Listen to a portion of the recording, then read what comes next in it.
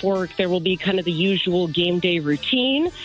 But everything is kind of done. I'm just going to go over some notes and try to enjoy the moments and take it all in. And yeah. Now, looks like all the injuries are kind of healing up by the end of the week. I know you guys couldn't go to practice today, but. Yeah. The only Seahawk with an injury designation is Robbie Oots. He's been dealing with a neck injury, so full back. So they've just slid Brady Russell into that. Yeah, exactly.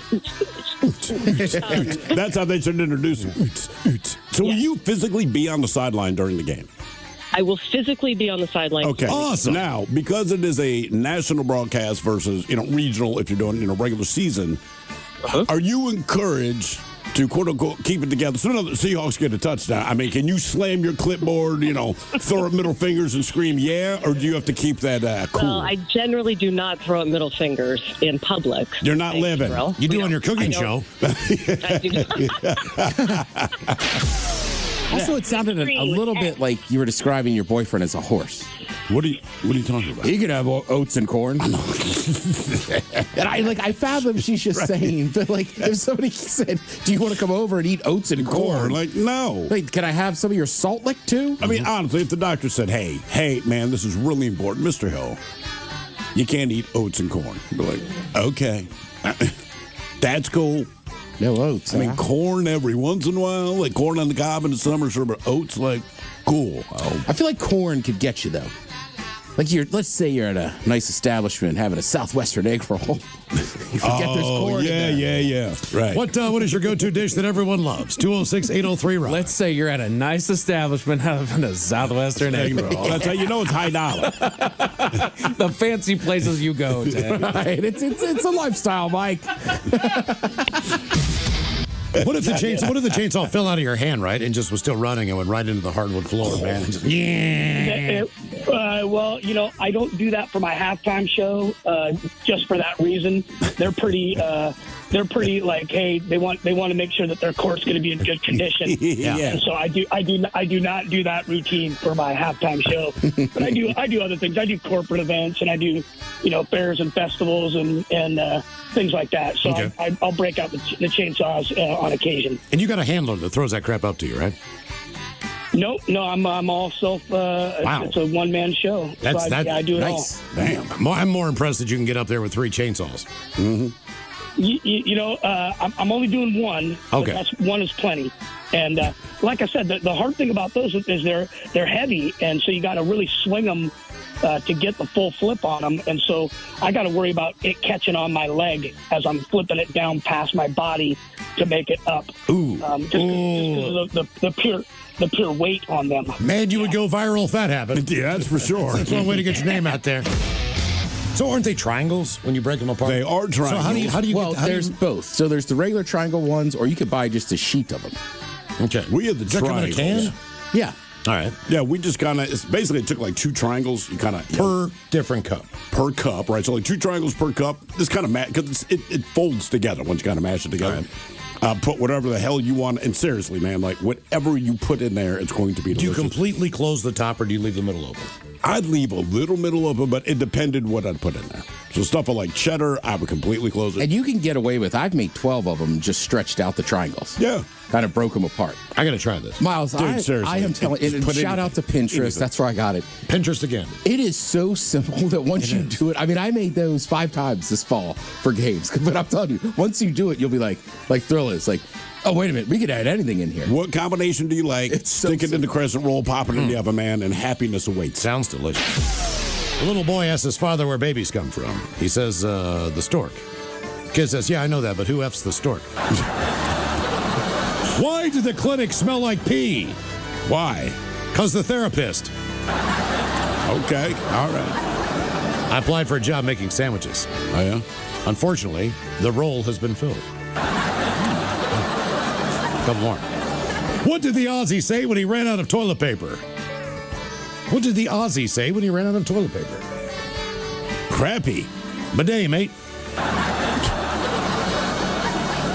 Guys, I was in a porn movie. Do you know that? No. Yeah. I played the husband leaving the house when the plumber comes in.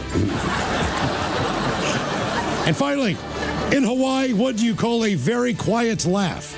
In Hawaii, what do you call a very quiet laugh? A very quiet laugh. In Hawaii.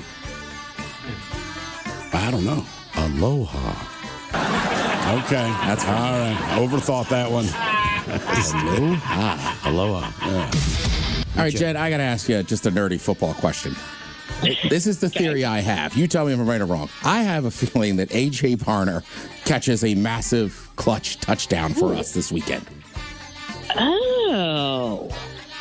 Interesting. That says she doesn't agree with you. What led you to this? Well, I don't. Well, so I keep asking. No, I would love for AJ to do that and then hit his touchdown dance. Sure. Yeah. But people keep asking me, who do I think the unsung hero is going to be? And I'm thinking like Jake Bobo. That Bobo had a massive touchdown at the championship game. I know. And the reason I ask you is because I'm a nerd and I watched Coach Chucky. Oh, Gruden. I watched him do a 2-hour chalk talk last night, breakdown Jesus, on the game. man. Jeez, man. And I came out of that, and I called my buddy, and I said, A.J. Barner's going to catch a massive touchdown. I know what you're thinking, Chucky Jen. said it would Ted happen. needs a hobby. Well, that is his hobby. And I also watched highlights of every playoff loss since the last Super Bowl. To say I'm excited is yeah. Are you confident enough in your juggling that you would juggle some of your food after you've cooked it? Totally. All right. I've done gigs where I've juggled food and oh yeah. I mean, I don't know. I can't really. I mean, I guess I can juggle some red peppers or say, oh yeah, I've juggled food. I've juggled some. I was at a fair once and they asked if I could juggle some giant turkey legs. I'm like, yeah, let me change all my costumes because I know this is gonna get messy. And but yeah, so I juggled some giant turkey legs. That's awesome. yeah, who can't say the same? Yep. You're right. He who has not juggled giant turkey legs, raise your hand now. Mike, did you think that with your headlines coming up that you would actually talk to someone on a unicycle who juggles with that story? No, I did not. It's kind of a weird coincidence. We're bringing the world together. It was almost like a calling there. Right. By the way, Savage Amy wants to let everyone know that Taco Time does have a white chicken chili. Do that. And I've had it. It's delicious. I lied. We just had the conversation. I know. I'm completely full of S. The last time I was at Taco Time, I mean, You just ordered the chili. I got a side of chili, a little cup of If chili. it's not a chili place, I can't imagine even Yep. getting chili. They're soft And you chicken, can't find. Oh, you know what? You can find white chili, and I did order. Yeah, we did it a couple summers ago. Somebody had like the portable pizza ovens. Yeah. First of all, we made dough, but it was kind of hot. It was the middle of the summer, which making dough is a bitch. It is. It sucks. It's a pain in the ass. ass. It's not fun, right? And then just trying to stretch it out and everything. That's the mine, part. Mine looked awful. Okay. How did it taste? It tasted great. Okay. But, I mean, this has always been my argument, though, right? Because you'll go to a place and it says artisan pizza. And as best I can tell, the only difference between normal pizza and artisan pizza is that normal pizza is round. Artisan pizza is whatever shape you get. So every time I see artisan pizza on the menu, I'm like, the people back there can't throw dough. That's really all Mine it is is, definitely right? artisan. That's what I'm saying. So we call yours artisan because it looks like S, but in the end, the ingredients are the same. It's going to taste good. But looks matter It on just pizza. looks In a but weird that's way. why you In a say weird way. artisan. Because if you say artisan, and I'm convinced of it, I've not been to a restaurant where they said artisan pizza, and I got a round pizza. Every time it comes out, it's whatever shape it is. Right. And I go, all right, so that's how you're selling incompetence. Call it artisan. People go, oh, this is a really nice one. Wait, no, it's not. They can't throw a freaking dough. That's why it looks like that. And now, the men's room legacy continues. Unfortunately, what you're about to hear is real.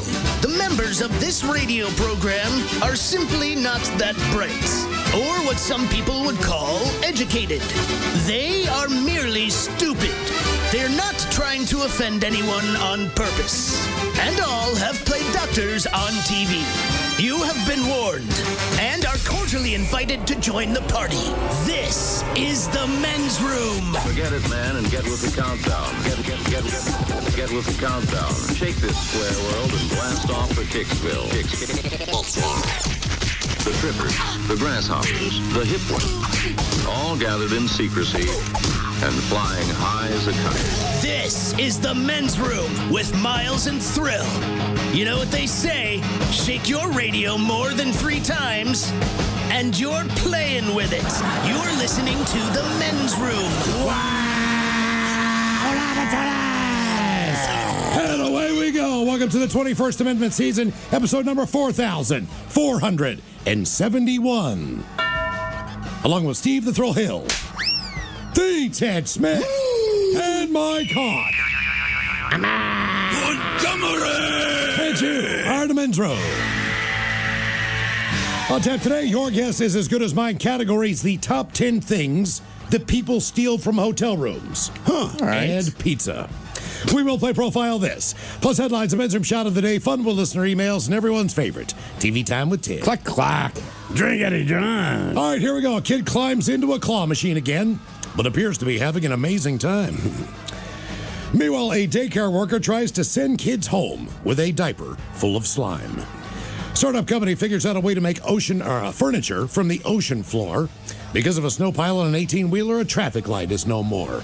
And the Orlando police seize enough drug money to buy an ice cream truck. So they go and they buy an ice cream truck. That is all coming on today's very special episode of The Men's Room. And now, here's the question.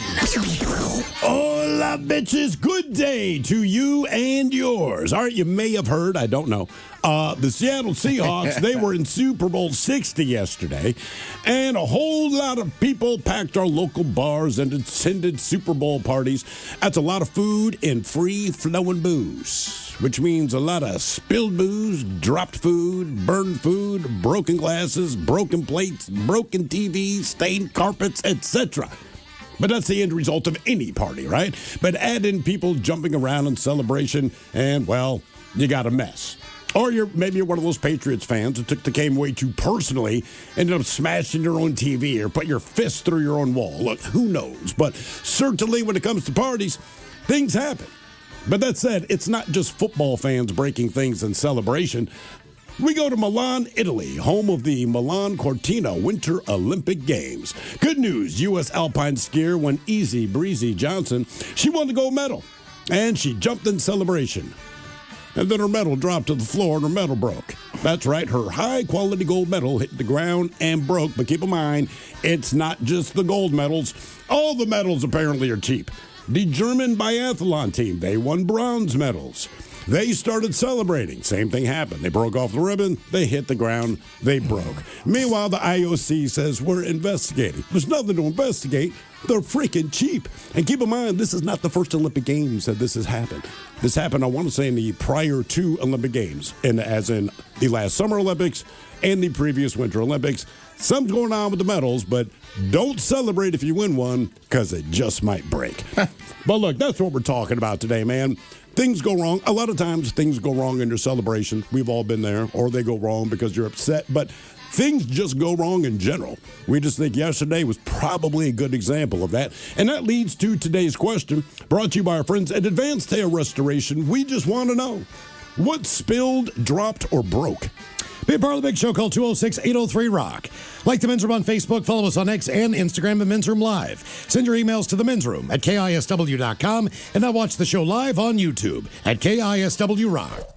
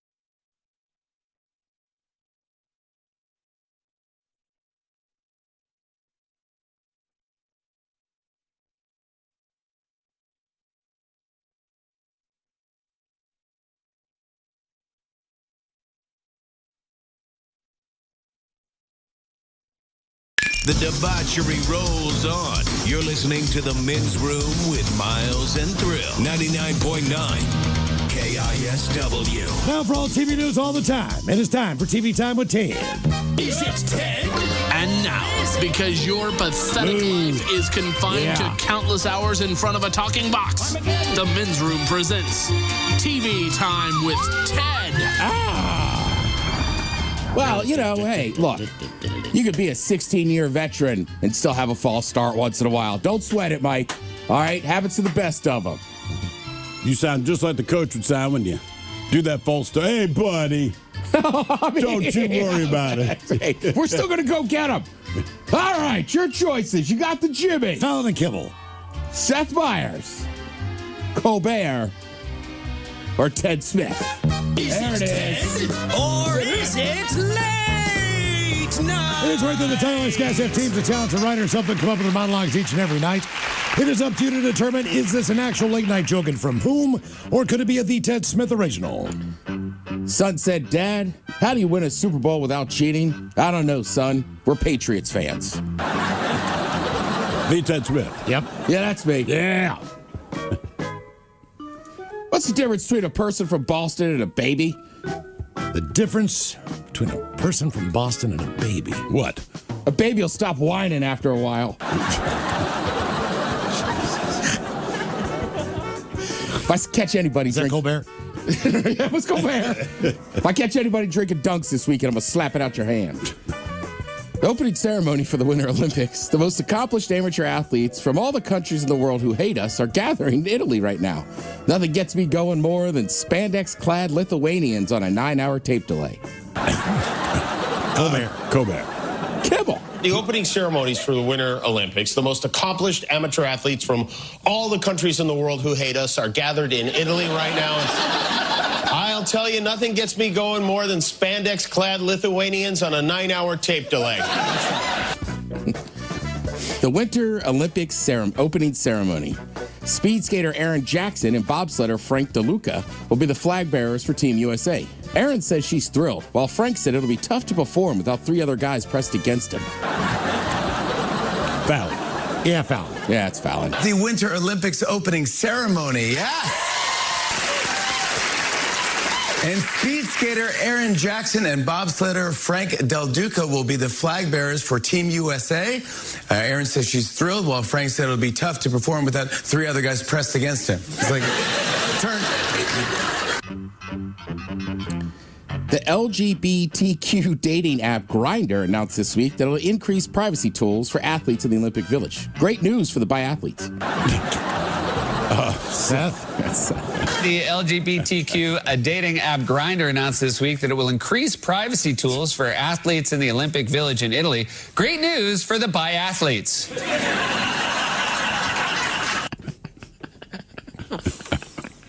I'm 45. You think by this time of my age, I laugh every week. Somebody's like, it's a bye week. I know. What are we going to do? A dude.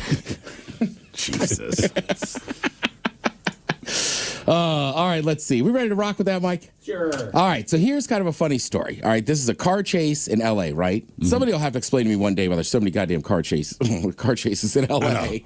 It just blows my mind.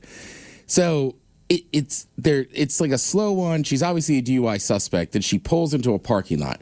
But the main thing is, listen to this, I think it's like a retired cop or whatever, right? Okay. And the 2 newscasters. So she starts to dance. I just like the end here.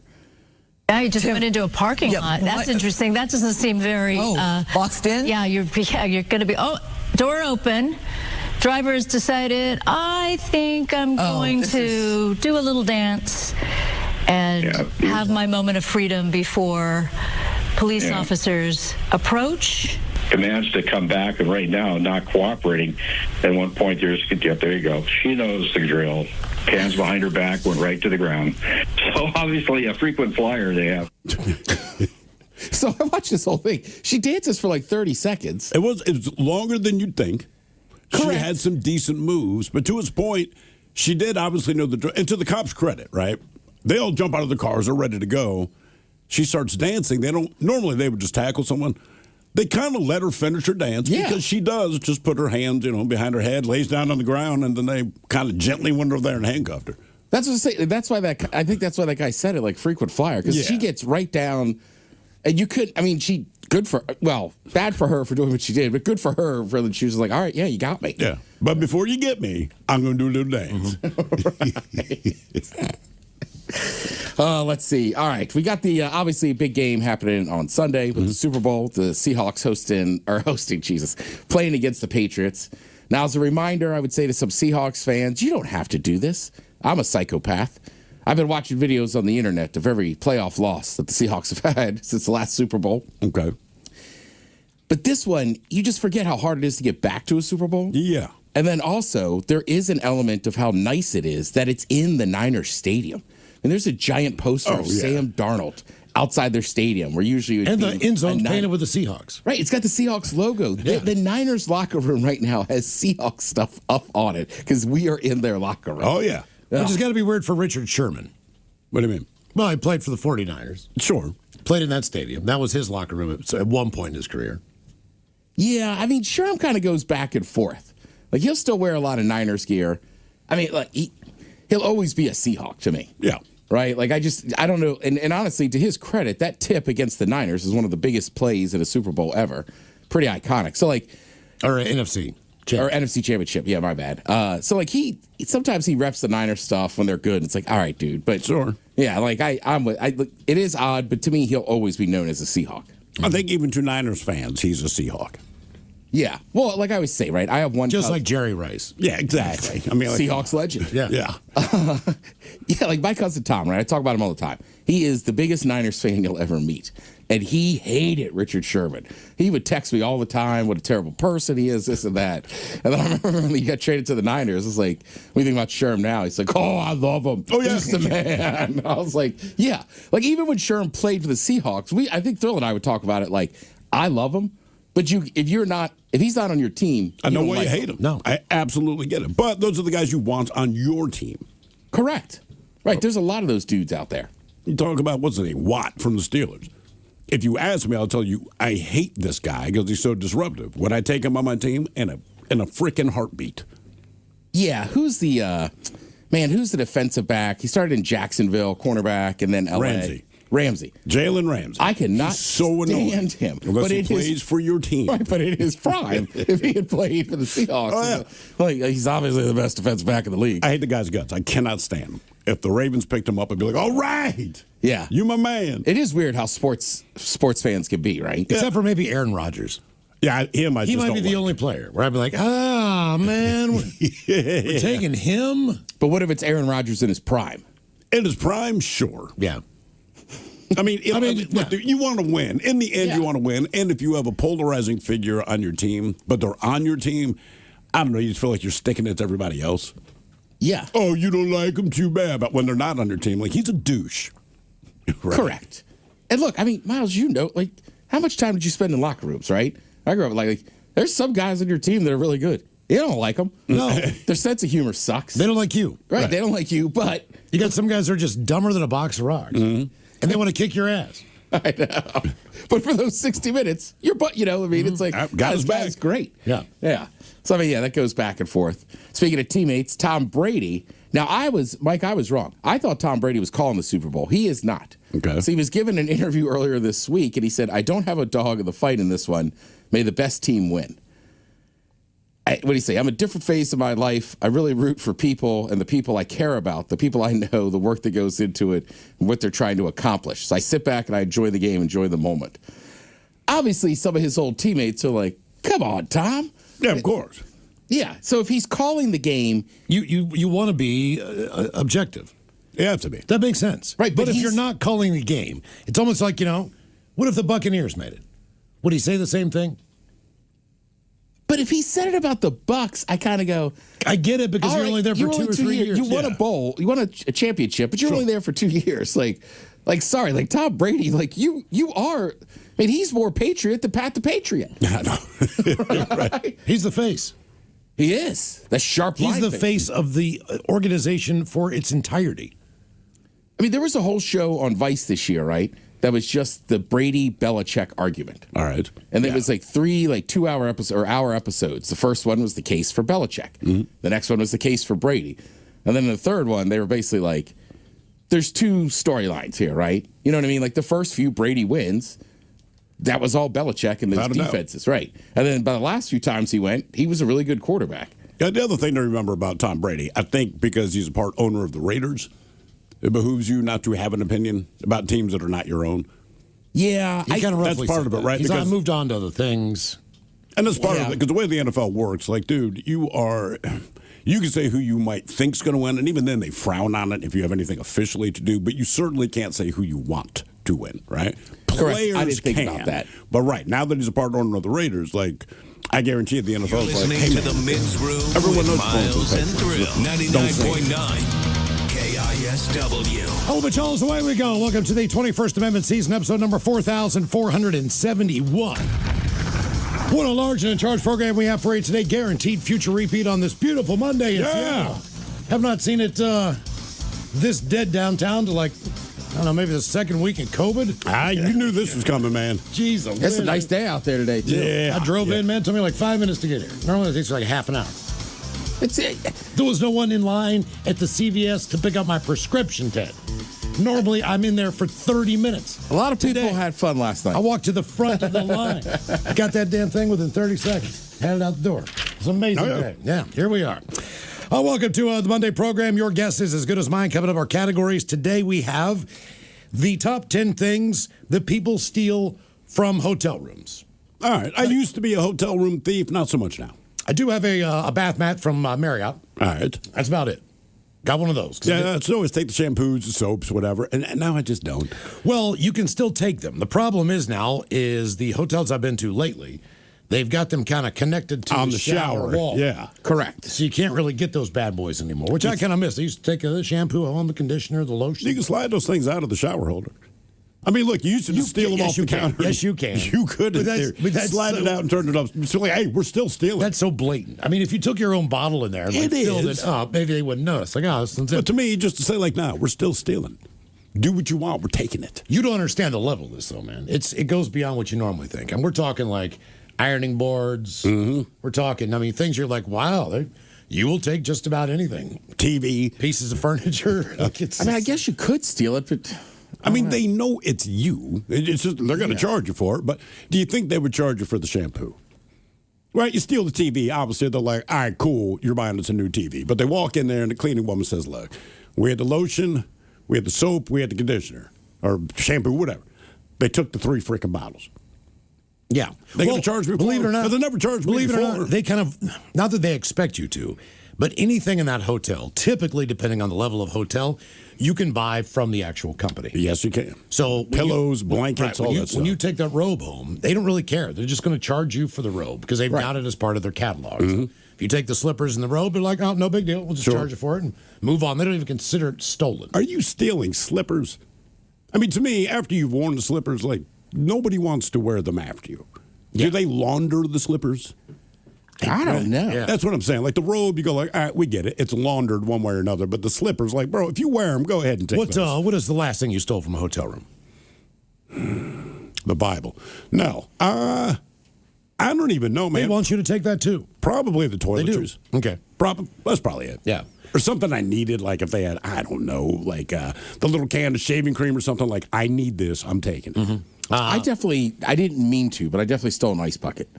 How did the ice bucket end up in a place? Because I was doing what you're not supposed to do. I was filling up my cooler, and it was in my trunk, and I just kind of put the bucket down next to the cooler. And then I realized, like, when I went to get that cooler out, I was like, why did I steal the ice bucket? You still have the bucket? Nah, I just tossed it. Okay. All right, Ted, question for you. Are you going to open your eyes during this broadcast? You look wiped out today, bro. How long did you party last night? I'm hurt. I mean, we got after it pretty good. It looks like like fired up. Yeah. Did you? I can open my eyes. I mean, are they barely open? Did you catch a buzz off that Marlboro Red? Yeah, we smoked the Marlboro Reds, like we said, in honor of Dick Cameron. But nobody who smoked actually smokes. What do you mean? Well, none of those guys are regular smokers who smoked with you, right? Correct. Okay, so I'm assuming you've been drinking a lot, you've been partying a lot. That cigarette had to hit pretty hard. Oh, yeah. And I was outside of a bar, and I was like borrowing lighters. Those you guys want a cig? We were all smoking cigs. And I got the rest of the pack of Marlboro Reds. I was explaining that to my son because he's talking about like kids in his class. Man, they're going to win this bet, win this, blah, blah, blah. I said, hey, man, I get a pack of cigarettes out of this. He's like, you bet a pack of smokes? I said, no. I said, Mr. Ted said back in October that if they win, he's gonna chief down this cigarette. And the thing is, he doesn't smoke, so he's going to give them to me. That sounds like that's so stupid. I'm like, it doesn't matter. That's I what win. he said he's going to do. Yeah. Yeah. Who did you call in the touchdown again? Oh, A.J. Barner. And he's the tight end. You told Jim Mueller that was your prediction. Correct. The only prediction you had for the game. And when I said, right, I remember she was kind of like, all right. And she said, how did you come up with that? And I had to be like, well, I'm a complete nerd, and I watched John Gruden do a 2-hour chalk talk on Thursday night about. Did he basically call that? He was saying, keep an eye out for him. Okay. So then, so right. Gruden was right. What's that? Gruden is right. Gruden was right. But I'm just so happy I said it on the air to an actual sports reporter. So, like, people were giving me credit. I was like, nice. Yeah. I would assume we're going to hopefully be able to get Jen Mueller on this week because we asked if the Seahawks win, come back on the show and tell us how the game went. Let's call her right now. So what do those guys do? All right. Do they, after the game, do they get on the team plane and fly back home, or do they party in San Francisco for the night? I mean, I'm sure that a majority of the Seahawk fans started their travel today, whether they were driving back. I have seen on social media people driving back, but I would think for the team, they couldn't have flown back last night. They had to stay in San Fran to party, right? I would think so. You would think. I mean, just, hey, look, guys. And I wouldn't even make the flight early the next day. I'd be like, look, man, we're going to fly out at 1 or 2. I'm missing a flight. I mean, sorry, coach. Come on, man. Yeah. Now, does Sam Darnold, or I'm sorry, who did win the MVP? Kenneth Walker. Walker. Yeah. So does he fly to Orlando? Don't they have to go like right away? They do, but also I think he would be at the parade here first, though. Yeah, man. You got time to do the Orlando garbage, right? You know what I mean? Because that's a little thing you do for Disney. But I think, like, look, I won MVP and I won the Super Bowl. You're going to wait. Could you go to Disneyland instead? Like, I don't want to fly that far.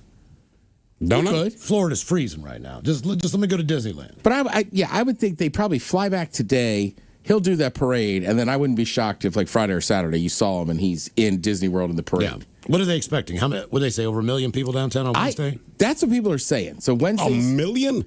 They're saying that right. What was it last time? It was like over 400,000. I want to say last time they won. Wasn't it right around that number? I mean, 1 million people. That's freaking insane. We're going to have a difficult time getting into work on Wednesday. Yeah. Just because the parade starts at 10. We normally get here a little before that. Starts at 11. 11? Starts at 11. There's like a ticketed event at the stadium, right, at Lumen. That's already gone. Of course. And then, then they'll start making their way up to what seems like they're going to end at Seattle Center. Okay. So how many hours is that going to take? 2, 3? Don't know. Yeah. I don't Who knows? Because, I mean, those parades, especially for a Super Bowl parade, like... Right. They stop sometimes. They start having fun. They start talking to people. So, I mean, who knows? It'll take as long as they want it to. That's right. I mean, that's basically how that works. It starts at this time. It'll end when we're done. Yeah. Oh, by the way, the other topic on your guess is as good as mine. I got distracted there. Pizza. So today is National Pizza Day, which I don't know why it is the day after the Super Bowl. Because you can get it on time today. Hope maybe you got a leftover. Well, maybe you can just get one in general. That's what I'm saying. What did you say that the pizza place you had to order them a few days in advance? They just had it's like a local mom and pop spot. So they had something on their website that was like, look, you could order, but like, just be prepared. We're still going to make it the same quality. It could take some time. It's going to take some time, yeah. How many did you get? We got 2. What'd you get on them? We got a plain cheese and then like a carnivore one. All right, because that's the toppings. We're doing the top 10 toppings on Pizza Day. By the way, according is as good as mine. According to some people here on the YouTubes, they say the Seahawks landed at SeaTac within the last hour. They have. Damn. Good for them. Yeah. All right. I'm sure they're not in rough shape. I'd pack my bags and I'd be on my way to Hawaii. You know, I mean, I would be like, honey, look, if we win this thing, just have the bags packed. Yeah. When we get back, man, we're going on vacation. I've been doing this for all year long. I'm tired. I get some time I'm off. going to get fat. I'm going to go and eat whatever the hell I want, lay by the pool, and just chill the hell out. Well, of course, I guess you got to go to the parade now. You got to do a parade first. So you go to the parade first, and then you hopefully go someplace nice and sunny. Kenneth Walker's going to get there 3 Relax by the seconds after the parade starts. Yeah, he's going to let it marinate for a minute. It is unbelievable to watch that guy yesterday. Like, they hand him the ball, and it's like he counts to 2, Mississippi. Like, no, I'm not going to run yet. And there we go. Mm-hmm. I mean, every time they gave him the ball, they'd say, wow, these running backs, they let their blocks set. they say that. Kenneth Walker, there is no doubt that man waits for his blocks to set, and he had full confidence. Yeah. Like, no, I'm going to stand here. And you wait about Mississippi and a half, and then he takes off and picks up 5 yards. Like, God damn. But all game, I'm like, that's just how brother runs. I mean, every time they hand him the ball, like, wait a second, and go. Yep. It was amazing to see how many people that we've had on the show down there, too, as far as just enjoying the game. Adam Ray was down there. I saw he took He's always down there. He's the man. He took a picture with Dave Matthews, who was also at the game. Jerry Cantrell was there, along with Mike Inez from Alice in Chains. I think those were the two that represented. But it was basically a who's who of, I don't know. I just did not think that many celebrities would go to San Francisco for a game if you didn't have anything at stake. I would. It's the Super Bowl. Well, I would too. I mean, if you're a football fan, it's the Super Bowl. Look, you got a 1 in 32 chance of your team being there. Like, go if you can. I mean, look, realistically, if you're not a Seahawks fan, that was kind of a boring game. Sure. Well, the kicker could have been the MVP almost. He could have been. Dixon could have been the MVP. Yeah. Some of those punts were awesome. All of them were, man. He was actually killing it out there. And Mike, you might know this more than he's got to be, I would think, the longest tenured Seahawk on that roster right now. How long has he been there? I think, because I mean, it's a young team. It's a new team. I think he showed up kind of right after the last really? Super Bowl stretch. Yeah, I mean, I bet he's been on that team for 9 years, 10 years. And then you said they got $70 million in cap money. Correct. Everyone's going to want to play here. Right. Look, once we got towards like December, it was a little more realistic. They're like, oh man, the Seahawks are actually really good. But I mean, you guys heard me say it over and over. Like, I thought Coach McDonald was a 3-year plan. The fact that they went out, I think he thought it was a 3-year plan. This year, it's 2 like, years. Holy S! I'm sure he's saying the same thing. Like, damn, I'm good. He is. Yeah, he's got to be. And then the other thing too is like, let's just be honest. Like, the Seahawks and the Rams were just the two best teams all damn year. Yeah, like whoever the Pats played, you weren't winning. Did anything go sideways at your little shindig? Anything weird? No, I mean, it was pretty. I mean, people were just in such a good mood. So what we had done was we had seen Mike earlier in the day, right? All right. I got an email I want to read about that. Oh yeah. Yeah, I read that. Shout out to Azteca. I didn't know what the hell this meant. It says, yo, the Ted Smith, Mike Hawk. I appreciate that you gave up your seats for us at Azteca. We waited for a while for you to show back up for shots, but you didn't. Round of shots on me next time. Let me know when you guys want to get together. That from Terry. All right, so we get in there to this Azteca, right? Me and my buddy had gotten dinner, takeout the night before. So we're like, let's just go back to Azteca. Sure. The one down in Burien, right? Yep. So we're sitting there, and then she came in and was kind of like I made eye contact with her. And then she just kind of was like, are you guys staying? And we were like, actually, no, we're just kind of pre-gaming here. So, yes, apparently they send her in, which I was like, oh, I get it. Send in the blonde woman so that your boyfriend could have a seat. 100% of the time, yes. And then we got it screwed up, because I think she also had a budget to spend on shots to get us out of those seats. Also, they said, hey, man, go buy those guys shots, and then you'll take the booth. Right. I mean, it was just like what kind of gimmick is this? The main middle table. I know. I go, look, I respect your boyfriend's game. Just send her in. So we did that, and then we went and picked up, let's say we got wings, and then we got some pizza over at Pizza Gallery. So we had stopped in this other bar, and I said to the woman, I said, do you sell Marlboro Reds? Remember, Sam Darnold's grandfather was one of the original Marlboro men. Is that why you made the bet for the Marlboro? Correct. All right. So she was like, she goes to give me a pack, and I went, no. I need to smoke those after the game. So then after the game, we hop in an Uber as we having cocktails. We walk in there, and it's like the sea just parted.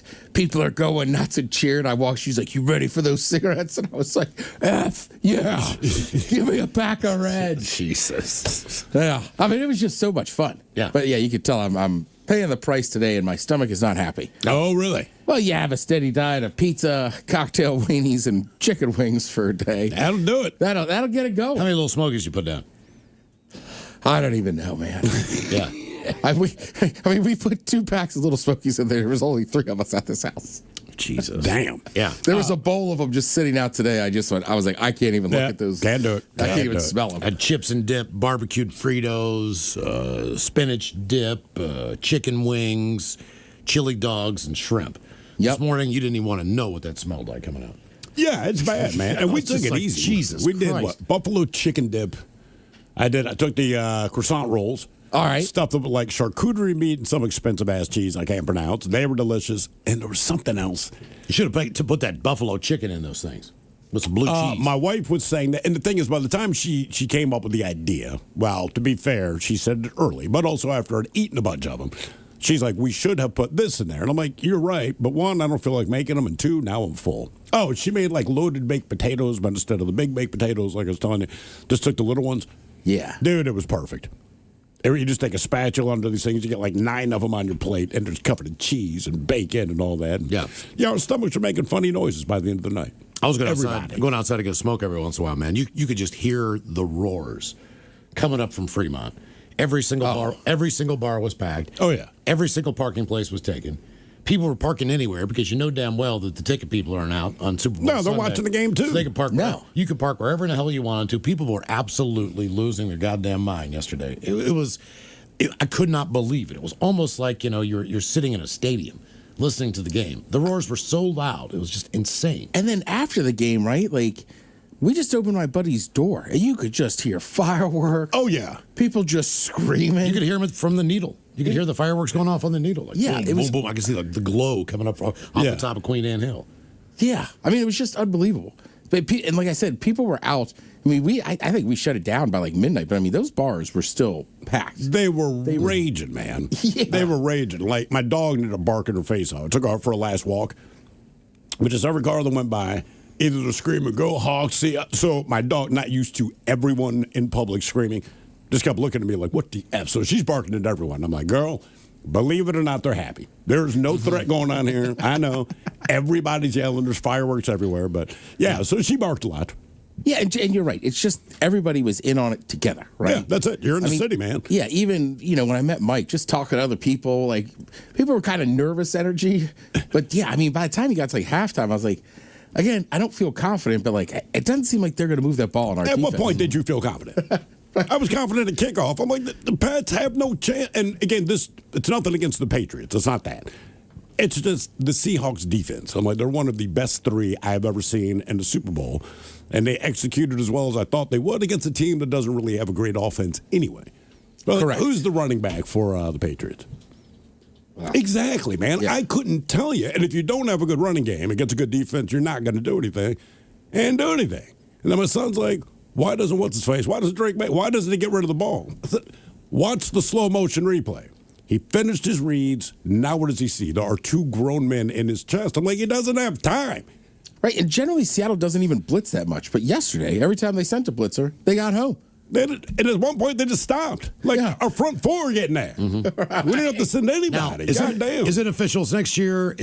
Are we really going to 18 games and just 2 preseason games? In other words, will we have President's Day Monday off next year? Is it next year or the year after? I know that's the goal of the NFL, to go 18 games. And mostly, look, they want the same number of weeks because there's a lot of money with advertising, so they're cutting down preseason, which, like, all the veterans are like, we don't play. We lie about a stub toe or something. We just don't play. Yeah. So that's garbage time. The players hate it. So I think it'll be 2 preseason games and then bump it up to 18 regular season games.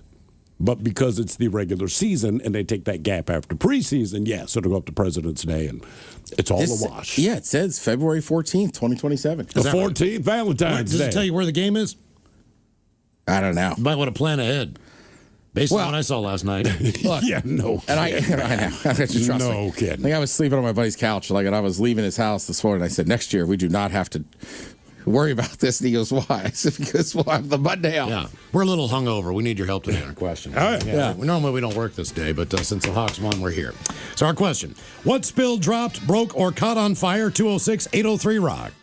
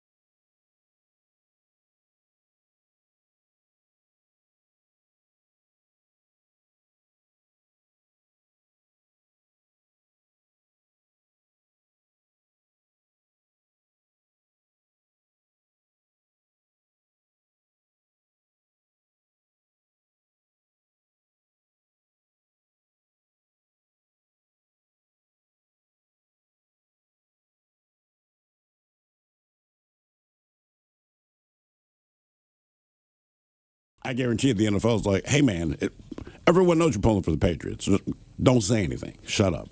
Correct. Well, and that's a good point. I didn't really think about that. And right. the other thing that's is, the one thing. Once you get into ownership stuff, you got to kind of keep your mouth shut about other teams. Right. And then when you have Radio Row down there for Super Bowl week, yeah, a lot of ex-athletes are down there. Brands, they sponsored by somebody. And honestly, look, I think it's great. Right, you watch any of the sports shows or whatever, you could stop and interview people. I still want to go down there one year and do it. And then they give you 10 or 15 minutes, and then hey, I'm sponsored by Pinky's Plumbing today. Sure, you know what I mean? Or they just get it in at the end. So that's why all those guys are down there around Super Bowl week. I'm not sure they all stay for the game though. I wonder if they do because, like you said, pretty much anyone who has played in the NFL currently or in the last 20 years seems to be down there right now. Right, there's no way they all go all to that these game. different interviews with all these different players. I'm like, why is so and so there? The kicker from the Steelers or some crap like that. Like what? And I'm like, oh right, this is kind of like, I don't know, like a class reunion for everyone that plays in the NFL. Like, come on down at least for media week, right? Correct. That's what I'm saying. Like if I was an ex-player and they were like, hey, we want you to we're going to sponsor you and go down there for the week, and then I don't know, all right, and then Saturday night I just fly home and watch the game. Like cool. Yep, down with that. Yeah, that'd be kind of awesome. All right, who do Americans want to win the game? This doesn't shock me. People are already tired of the Patriots. And frankly, I don't think the rest of the country really cares that much about the Seattle Seahawks because we're up here cut off from everybody. I think people know they're good. But it's just and that's about it's not a team that's talked about much. Yeah, I mean, look, it can't be a Super Bowl, but let's say it was like Jacksonville and the Rams. Mm-hmm. I wouldn't really care. No. I'd still watch the game, probably enjoy the party a little more. I'll always watch Super Bowl, but sometimes I you would have care. to think that the teams that had Darnold hopefully are rooting for the Seahawks and hopefully rooting for his success. Just like those jackasses got rid of their quarterback. I know a couple of players on the Vikings are absolutely rooting for and the Carolina Panthers. The Panthers, but there's definitely Vikings players and now the Jets. I'm saying that have come out and been like, hey, man, we like Sam. Right. We told you. We told you. Like, even the fan. We went 14-3, but thanks for J.J. McCarthy. It's been an awesome Like ride. when Russell Wilson was let go. It's like, we told you. We told on the reverse end. Yeah. Like, we knew he was going to suck. Just go someplace else that's going to suck. Mm-hmm. Well, there was a poll out there. 47 Americans have no opinion on who should win. Of those, 29% said, all right, Seahawks will win. The others said they're rooting for the Patriots. 16%. 8% aren't sure. Basically, the main thing is like, a lot of people are just like, yeah, I don't really care. Now, with that said, a high percentage of them are still like, oh, I'm going to watch it. Mm-hmm. Oh, absolutely. I'll watch Super Bowl every year no matter what. Yeah, but I cannot wait. Coming in today, the Space Needle's got the 12 flag up there, and it's gorgeous out today. It really is. I would say take photos today if you want of that flag. Today. Turns crap tomorrow. Right. Sunday's going to be a little brutal. And listen, I could tell you a bunch of stuff that's on. You got the opening ceremony tonight. You got, the NBA basketball, this and that. But goddamn it, we're in Seattle. We all know what we're doing this weekend. Uh-huh. Let's lock in. Saturday, hit the stores, get the job done. I would do it tonight, man. I'm going tonight. Are you? Yes, yeah, absolutely. Saturday before the Super Bowl. No. Like, look, dude, it's like the Wednesday before Thanksgiving. It's a madhouse. I gotta get there where the hot dog buns are still there, whatever I need. Yeah. If not, man, I'm gonna get screwed. Yeah, I'm gonna brace it tomorrow and go. I got to pick up some little cocktail, little smokies. Yeah. But either way, get everything done. Sunday morning, get up. I don't know. You go to church, go do whatever it is. What time is the game? Is it 3:30? 3:30. 3:30. I have Googled it 1,000 times. I think it actually might kick off at 3:30. I was going to say, is it actually starting at 3:30? Well, because the other games will be off by a few minutes. Yeah. This one says 3:30 on the dot. Okay. I would also say, just keep in mind, with the halftime show and everything else, that game usually going to be 4.5 hours. Easily. But just plan for everything else. Get locked in. Get your mind right. Go Hawks. Thank you, Ted. We appreciate it. You're listening to The Men's Room.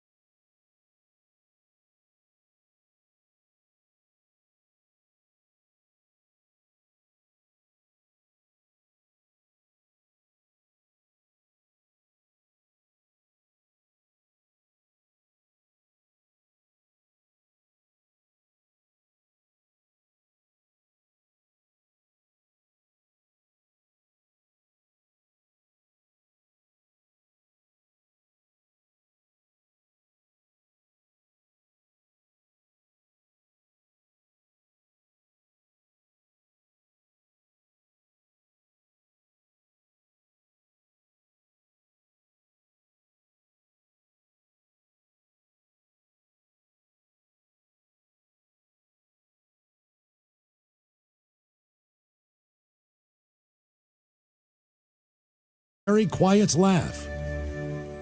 A very quiet laugh in Hawaii. I don't know. Aloha.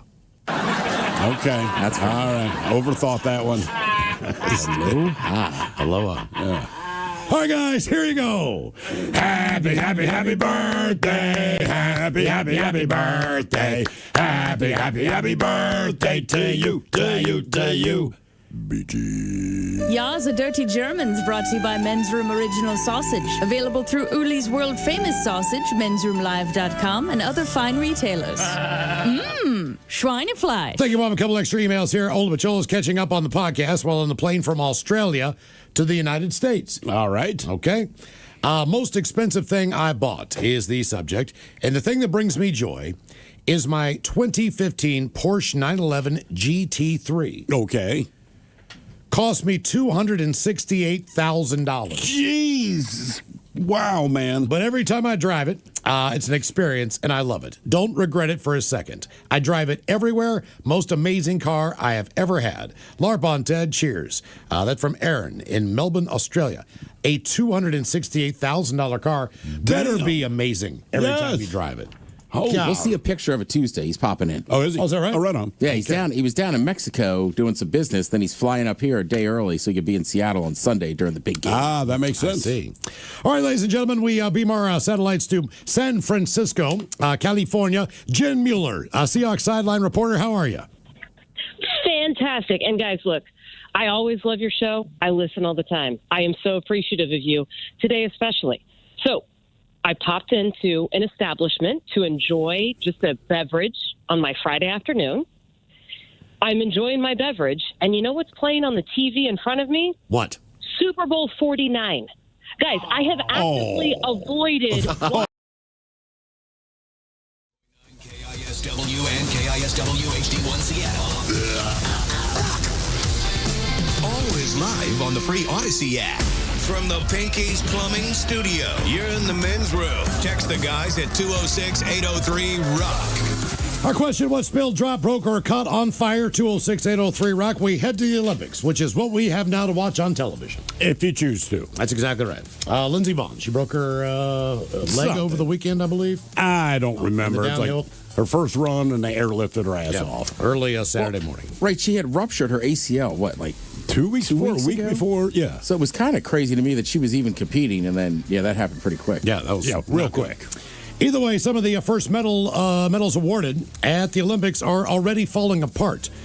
Organizers in Milan say they are urgently examining why multiple medals have separated from the ribbon soon after being awarded. Because they're cheap. U.S. alpine skier, but they shouldn't be because they're Olympic medals. They shouldn't be, but they're acting like there's a mystery. Skier Breezy Johnson. Breezy, easy, breezy. Breezy Johnson.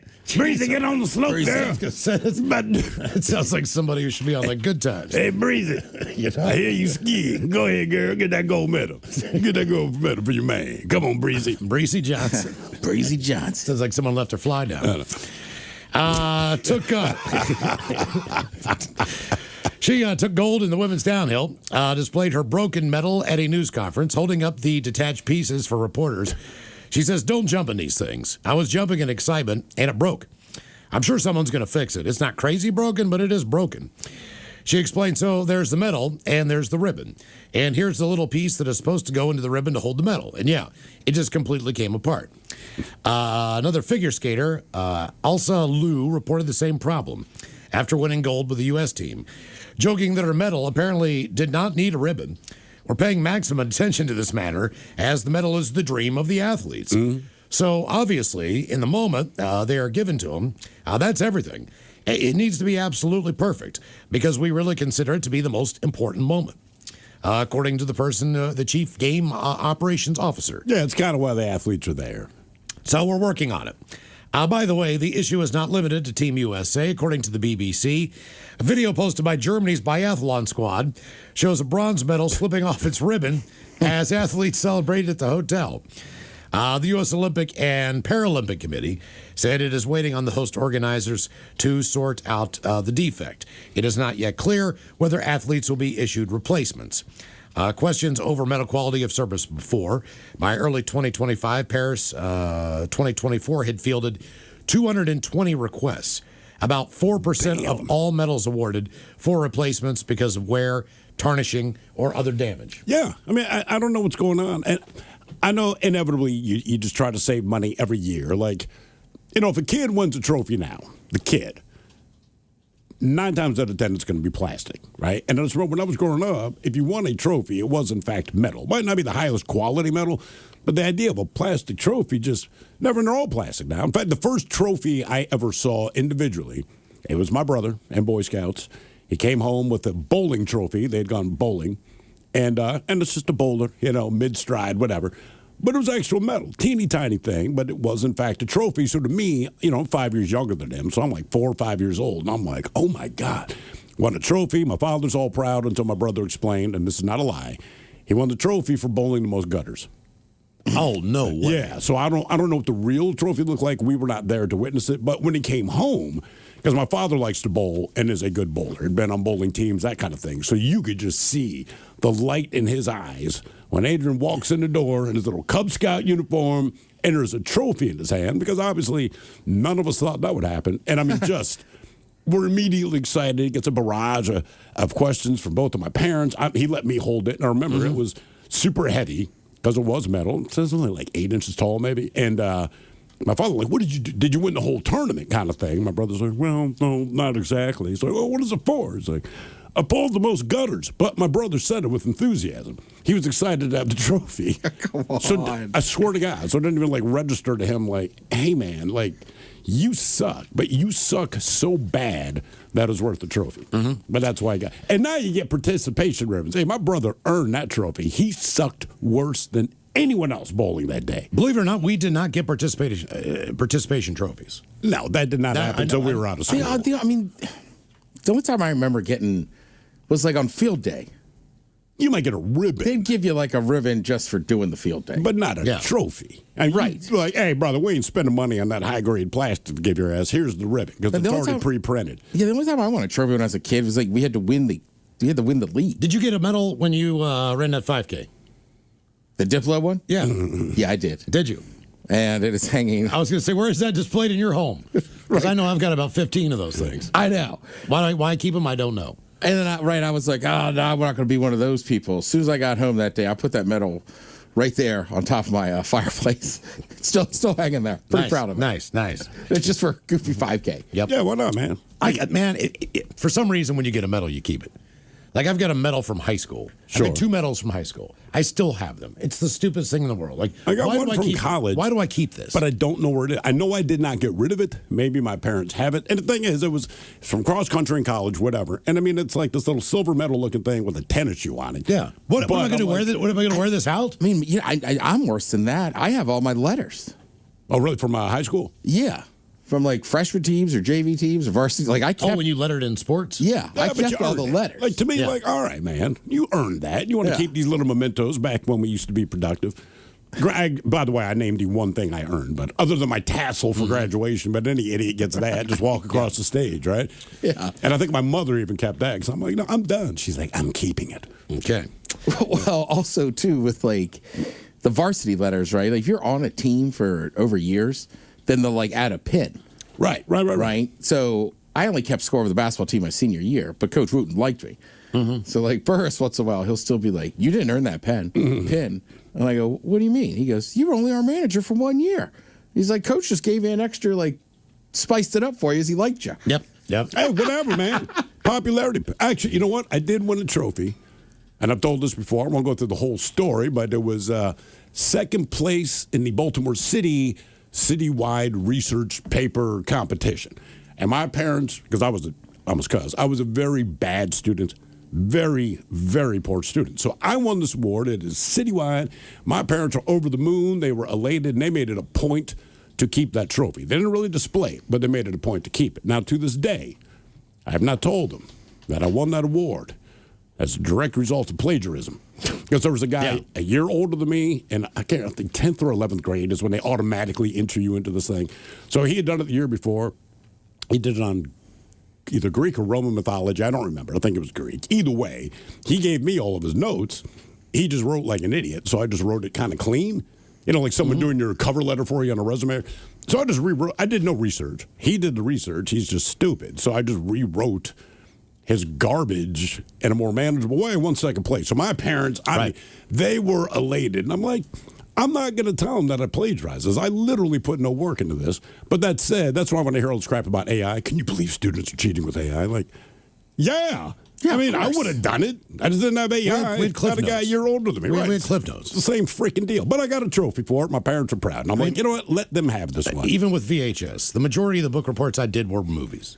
Gregory Peck, for example. Yeah, and I never should have said that because I gave an oral presentation of To Kill a Mockingbird, and I was doing real well until I brought up Gregory Peck's name, and then my teacher just looked and she goes, "Just stop right there." Don't you want to hear? I'm like, what?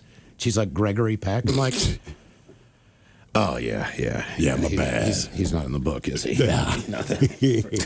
Pretty sure he's got a different name than that.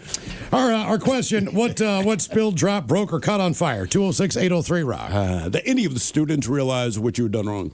Or No, you teacher? got to remember, man. I'm in 8th, 7th grade. You might have heard of that name before, but these are old black and white movies. Like I was renting these movies out from the library because they were like library qualified. You know what I'm saying? Sure. Like you could get certain movies. You couldn't go get like Jaws, but you could get To Kill a But a Mockingbird. teacher would never ask you to write a book report on Jaws. That's why, like, even if you read the book, if I run a library, I could say I read Star Wars. They would not believe me. But that's what I'm saying. Like, if I have a library at the school, like, what books are you going to have kids do book reports on? Like, okay, none of those movies are available. And I did to have them. I had the Star Wars book. I had the novel. I did too. You know what I never read? Never read it.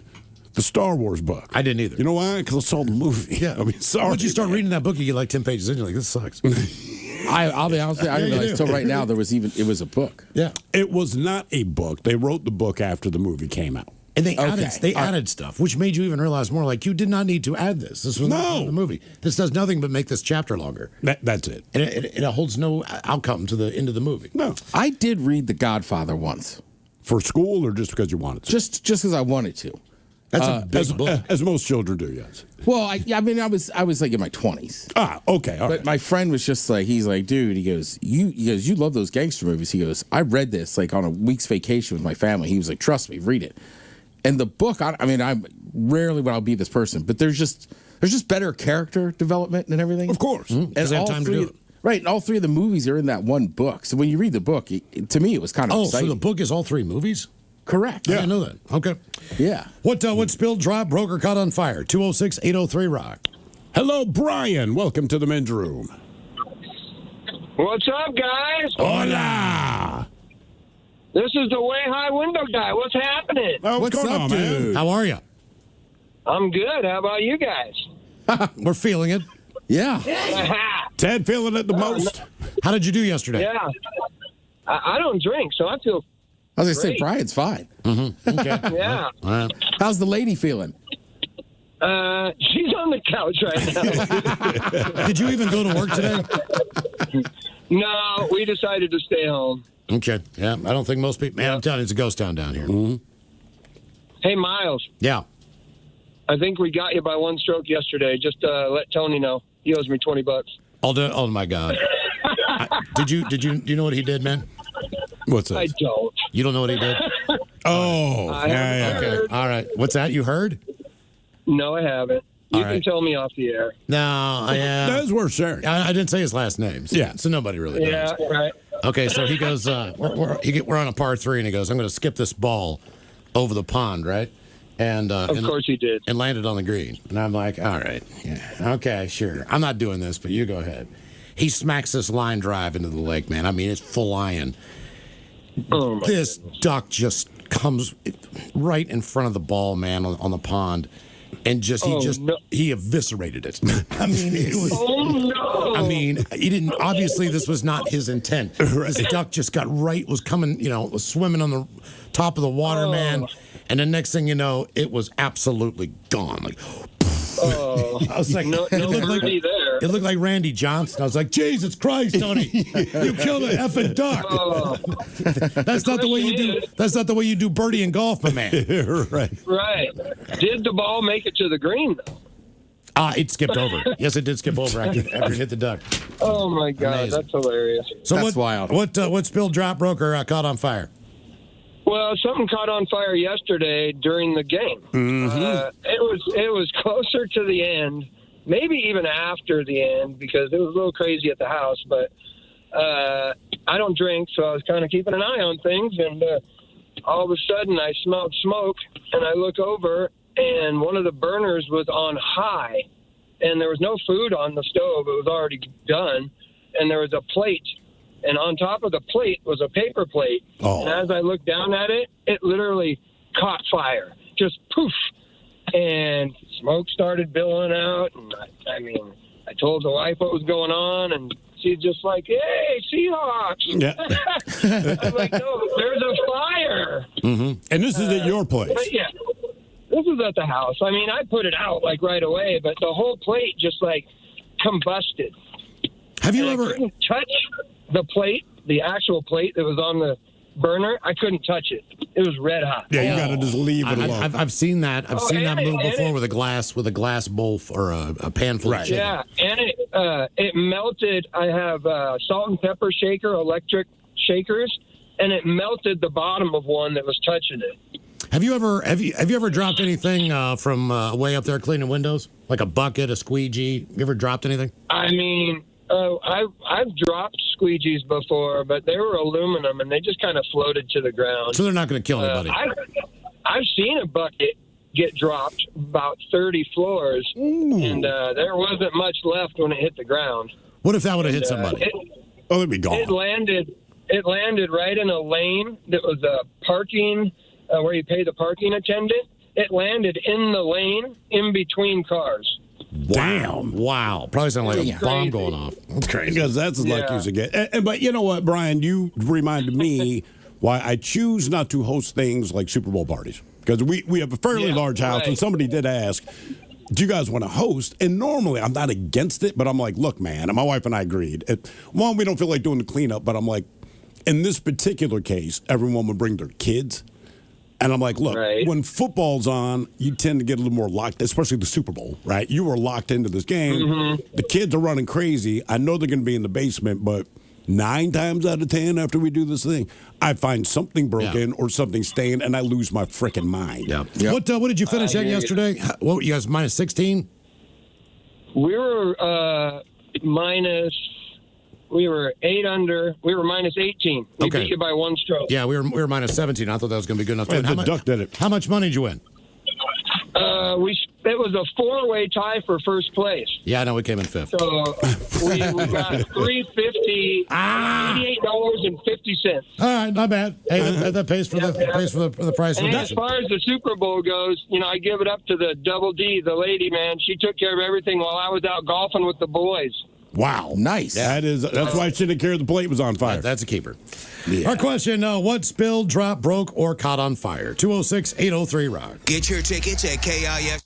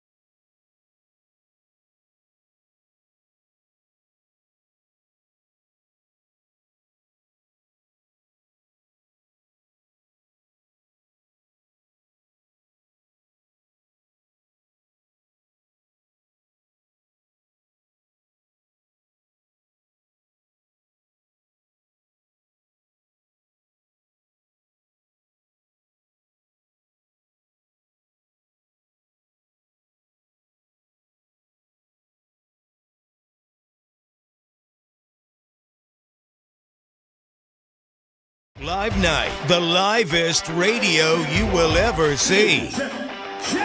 everything is performed live. Live hosts, live sound effects, live voice actors, live screw-ups, live laughs, and of course, live music. The Daily Mix Show, totally live. The Men's Room, totally live. Live Night returns February 13th. Live Night 2026. Yachty and naughty. No flares, no lifeboat. All live. What could possibly go wrong?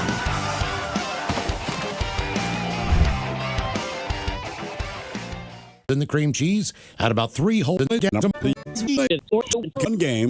Or to wire. 11 years. I always love your show. I listen all the time. I am so appreciative of you, today especially.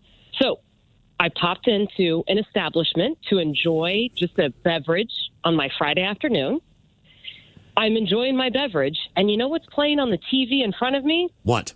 Super Bowl 49.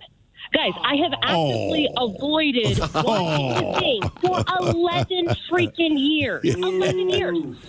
I have not gone back to watch this game, and suddenly it is right there in front of me, and I'm like, well, crap. Yeah. So, I love you guys more than ever today. Earl So Thomas does lay out Gronkowski in that game. I mean, at least there's that one shot. Yeah. You know, for sure. Jen, how's the week been down there? It's been awesome. The weather is awesome. The guys have been fantastic. The vibe is right where you'd hope it would be with the team. Media Row is actually in San Fran. There is a huge buzz. There's a lot of fans that are going into San Fran for the fan experience and all of that. It's been great, and I cannot wait to get to game day. So all of the activities are in San Francisco proper, not down at the stadium. Yes, okay. Correct. Because I've been So there the for Seahawks one are in game. San Jose, yep. Yeah, I went there for one game, and we stayed in downtown San Francisco, right near Chinatown. We're like, this is great. And they had a shuttle bus take us to the stadium. And San Francisco has bad traffic. But again, 3 hours later, we arrived at the stadium. And I'm like, how are you even called the San Francisco 49ers? Jesus Christ. Should be the Sacramento That's something. brutal. Yeah, it's ridiculous. Right. Absolutely ridiculous. How, as far as what you're just eyeballing things, does it seem like there are more Seahawks fans or more Patriot fans? I'm a little bit biased because I am staying out with the Seahawks, right? So I'm seeing a lot of Seahawks people. You know what I'm actually seeing a lot of? 49ers fans. Yeah, well, yeah, I can believe that. I mean, that makes sense. Like, it makes sense. But when we were at media day on Monday, and they announced the Seahawks on the stage, and there's this huge, the boos are incredible, and I'm like, wow, that's a lot of Patriots fans. And then I looked around, and I was like, no, you idiots, they're 49ers fans. Yeah, but Jen, how nice is it to be in their locker room? I mean, I honestly, boo all you want. You're not here. Yeah, Ted was pointing out, they're spray painting the Seahawks name in their end zone, and the Seahawks are taking over their locker room. So, put your professionalism aside. Does that not feel good? Yeah. It does. It does. Funny enough, so I am just kind of walking around a part of San Jose that is not near the team hotel, and I ran into KJ Wright. So, former Super Bowl champ, all-time Seahawk legend, now a coach on the 49ers staff. Oh. And so we give each other a big hug, and I'm like, KJ, are you going to the game? He's like, nope, I sold my tickets. I was like, are you going to come by? Are you going to say hi to us? He was like, nope. Oh, wow. I'm going to cheer for you guys. Oh, man. But he's on the 49ers staff, right? He was like, no, I am cheering for you guys. Tell the guys I said hi. Right. But, also, there's a rivalry there now that we need to respect. Yeah, it is. Yeah, there's a little bit of extra. Honestly, though, from a strategy standpoint, the Seahawks know the stadium. They know the field. That's they true. know the wind. It's a terrible place for special teams, for kickers. It is a terrible place. It is the league's worst in opponent field goal percentage. But Jason Myers has already played there, right, this year, and many times in his career. So there's a familiarity factor that I like. And, you take down a Brock Purdy sign to put up a Sam Darnold sign. I'm not unhappy about that either. Yeah. It also leads the league in major injuries to players. Is it the field itself? Yeah, because of the field. They did replace the field a couple of years. It's better than it was when it first got in. Okay. Yeah. So what's with the special there's some familiarity teams? there. Is it a wind thing as far as the way the stadium's designed? Is that why? Okay. All right. That makes sense. Yeah. It is always colder there than the weather says, and the wind is really nasty, especially when you start needing to get, like, the hang time, right? So if you're Michael Dixon, you got to know, like, where that wind is blowing because it will affect your punts.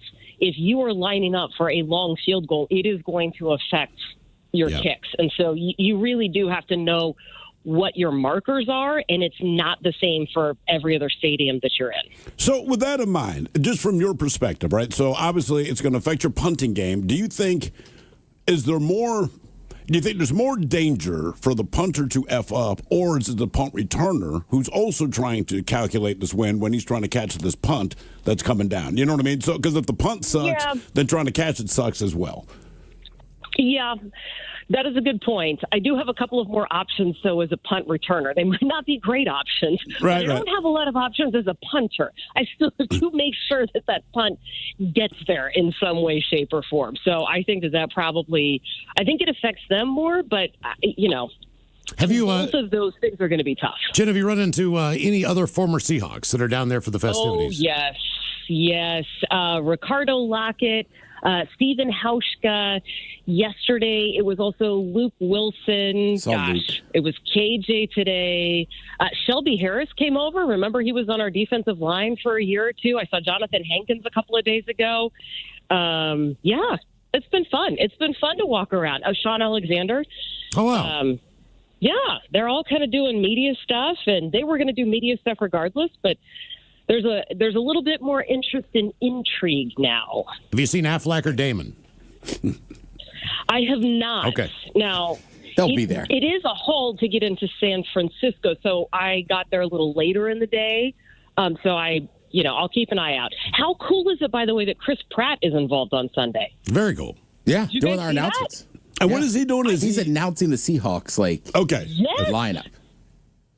He has been so fun to watch on the sidelines for the last two playoff games. He is such a big fan. It's really cool. It's really cool to watch. Oh, you know what I was going to tell you guys? What's that? You're singing the national anthem. I haven't done that since a swim meet back in, I don't even know, early 2000s. But at least you've done it. It was 05. Everybody knows At least you've done it. I've done it. I have done it. The song for the Seahawks defense this year, did you guys know this? Paint It Black. How good is that? That's pretty cool. Like the Rolling Stones? So nice. So when we left Seattle, well, it was Friday. It was last Friday's practice. The Seahawks took the practice field to the final countdown, which I thought was, pretty apropos. And then right after that, it was Paint It Black.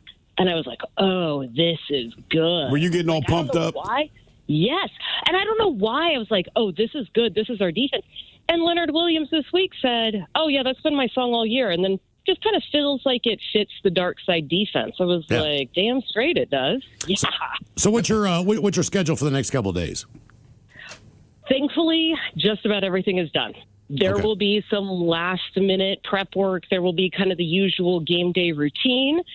But everything is kind of done. I'm just going to go over some notes and try to enjoy the moments and take it all in. And now, looks like all the injuries are kind of healing up by the end of the week. I know you guys couldn't go to practice today, but the only Seahawk with an injury designation is Robbie Oots. He's been dealing with a neck injury, so full back. So they've just slid Brady Russell into that. Yeah, exactly. That's how they should introduce him. So will you physically be on the sideline during the game? I will physically be on the sideline. Okay. Awesome. Now, because it is a national broadcast versus, regional, if you're doing, regular season, are you encouraged to, quote unquote, keep it together? So the Seahawks get a touchdown. I mean, can you slam your clipboard, throw up middle fingers and scream, yeah? Or do you have to keep that cool? Well, I generally do not throw up middle fingers in public. You're not living. You do on your cooking show. I do Those are in the blooper reels only. Oh, gotcha. So here's the thing. For so many years, I was trained not to cheer. Right. You don't make noise in a press box, right? Like, you just watch the game as a casual observer. I will admit that in the last few years, I have finally just embraced, The shenanigans continue. This is the Men's Room with Miles and Thrill. Our question: what spilled, dropped, broke, or caught on fire? I've actually got one that almost incorporates all of these. All right. About 6 months ago, I had a fire extinguisher that is in my garage that sits on a hook on the wall. Yeah. All right. I am carrying groceries into my house, and I elbow this thing and knock it off of the hook that it's on. Please tell me it went off. It fell to the ground. The top ripped off. It shot underneath my car at about 150 miles an hour. If it would have come at me, it was like taking my ankle off. Yeah. Bangs off the wall, puts a small dent into that, shoots around, and the entire underneath of my car. Oh, no. And my garage is covered in this crap. And I don't know if you've ever set off a fire extinguisher before. Once. It is not an easy cleanup. So the first thing I did was I backed out, dragging all this crap out with my car. I look underneath my car. It is completely covered in the fire extinguishing stuff. So thank God there is a Brown Bear car wash on Leary, which is no more than 6 blocks from my house. Yeah. So I drove there, basically hosed all that crap off underneath it, spent about, 20 minutes just trying to get all of that crap because I didn't know if it would erode I don't know, the underside of my car or, cause it to rust or whatever the deal is. So, man, I am just spraying the living hell out of that stuff. I bring my car back. Now I can't pull it into the garage. It took me about 2 hours just to be able to get all that crap off the garage floor. Did you and just sweep, vacuum, or both? Because it's such a fine powder that once you move it, it becomes its own cloud again. Yeah. I went and got a hose, started at the backside, and basically tried to hose it all down the drain. Well, sure. I mean, that's basically all There's not much else you can do. No. I could not believe how much stuff is in a fire extinguisher. This thing is only like 1.5 feet tall. It's not that big. You have no idea, though, how much crap is in there. So, needless to say, when I ordered a new one, I mounted it in a different location where I couldn't knock it off. But, man, that was an absolute nightmare of just crap. The one time I have set off a fire extinguisher, we were actually putting out a fire. So as far as having to clean something up, and I've gone through this before, one of the restaurants I worked in, we had a surprise health inspection, which everybody hates, but we ended up passing with flying colors. It was a pretty tight-run restaurant. And so the woman that did the inspection, I always remember when she was done, she's like, hey, I'm going to write up my report. And she's very gracious, like, wow, this is a really well-run restaurant. Oh, thank you, blah, blah, blah, blah. There's a few things here and there. But overall, glowing report. So she orders a Caesar salad, and she sits in the corner of the bar, and she is writing up this report. So now I'm out there talking to her because now we got a good thing going on. And she's like, look, this is what I do. And most restaurants are pretty good, but you guys, tip-top shape. And one of my cooks walks out, and he's like, hey, Steve, can I talk to you? I'm like, what, man? He's like, can I talk to you? I'm like, sure. In the back, I'm like, okay. I'm like, sorry, ma'am, I'll be back. We go in the back, and he's like, hey, there's molten metal falling down the flue over the grill. I'm like, molten metal? I'm like, what are you talking about? So we stood there for 2 seconds. Sure enough, just this little drop of silver. But we realized this is metal that has melted. So there is a fire up in the chimney, and obviously it's been burning for a while, and it is burning hot.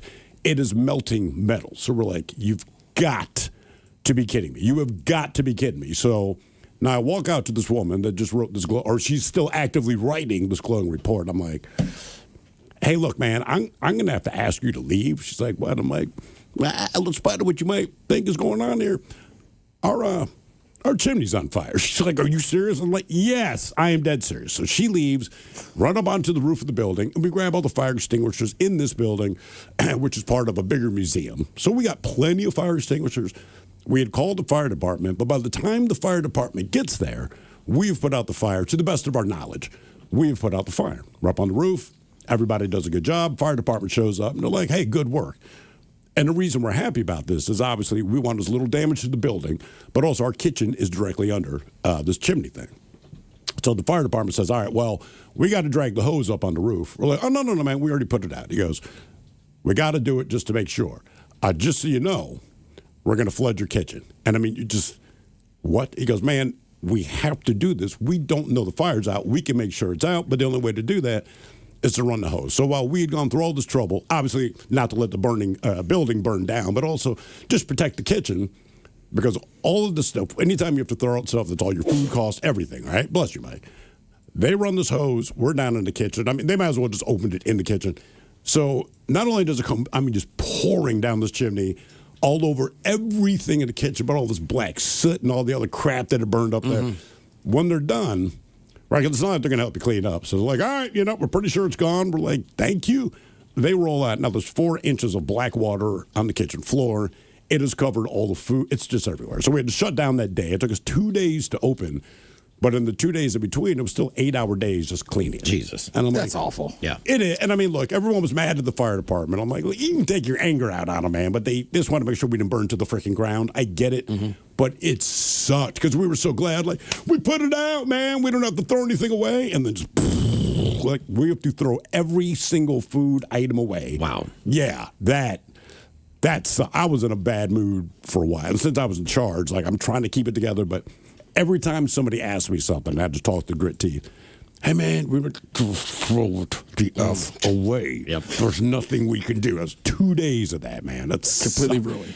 Completely ruined. And then you just take such a big hit on your money costs. And not that I own the restaurant, but they're like, do you know how much money we lost? I'm like, I do, because I had to order all this crap, man. And like, there's no return on investment when you order food and then have to get rid of it all. Yeah.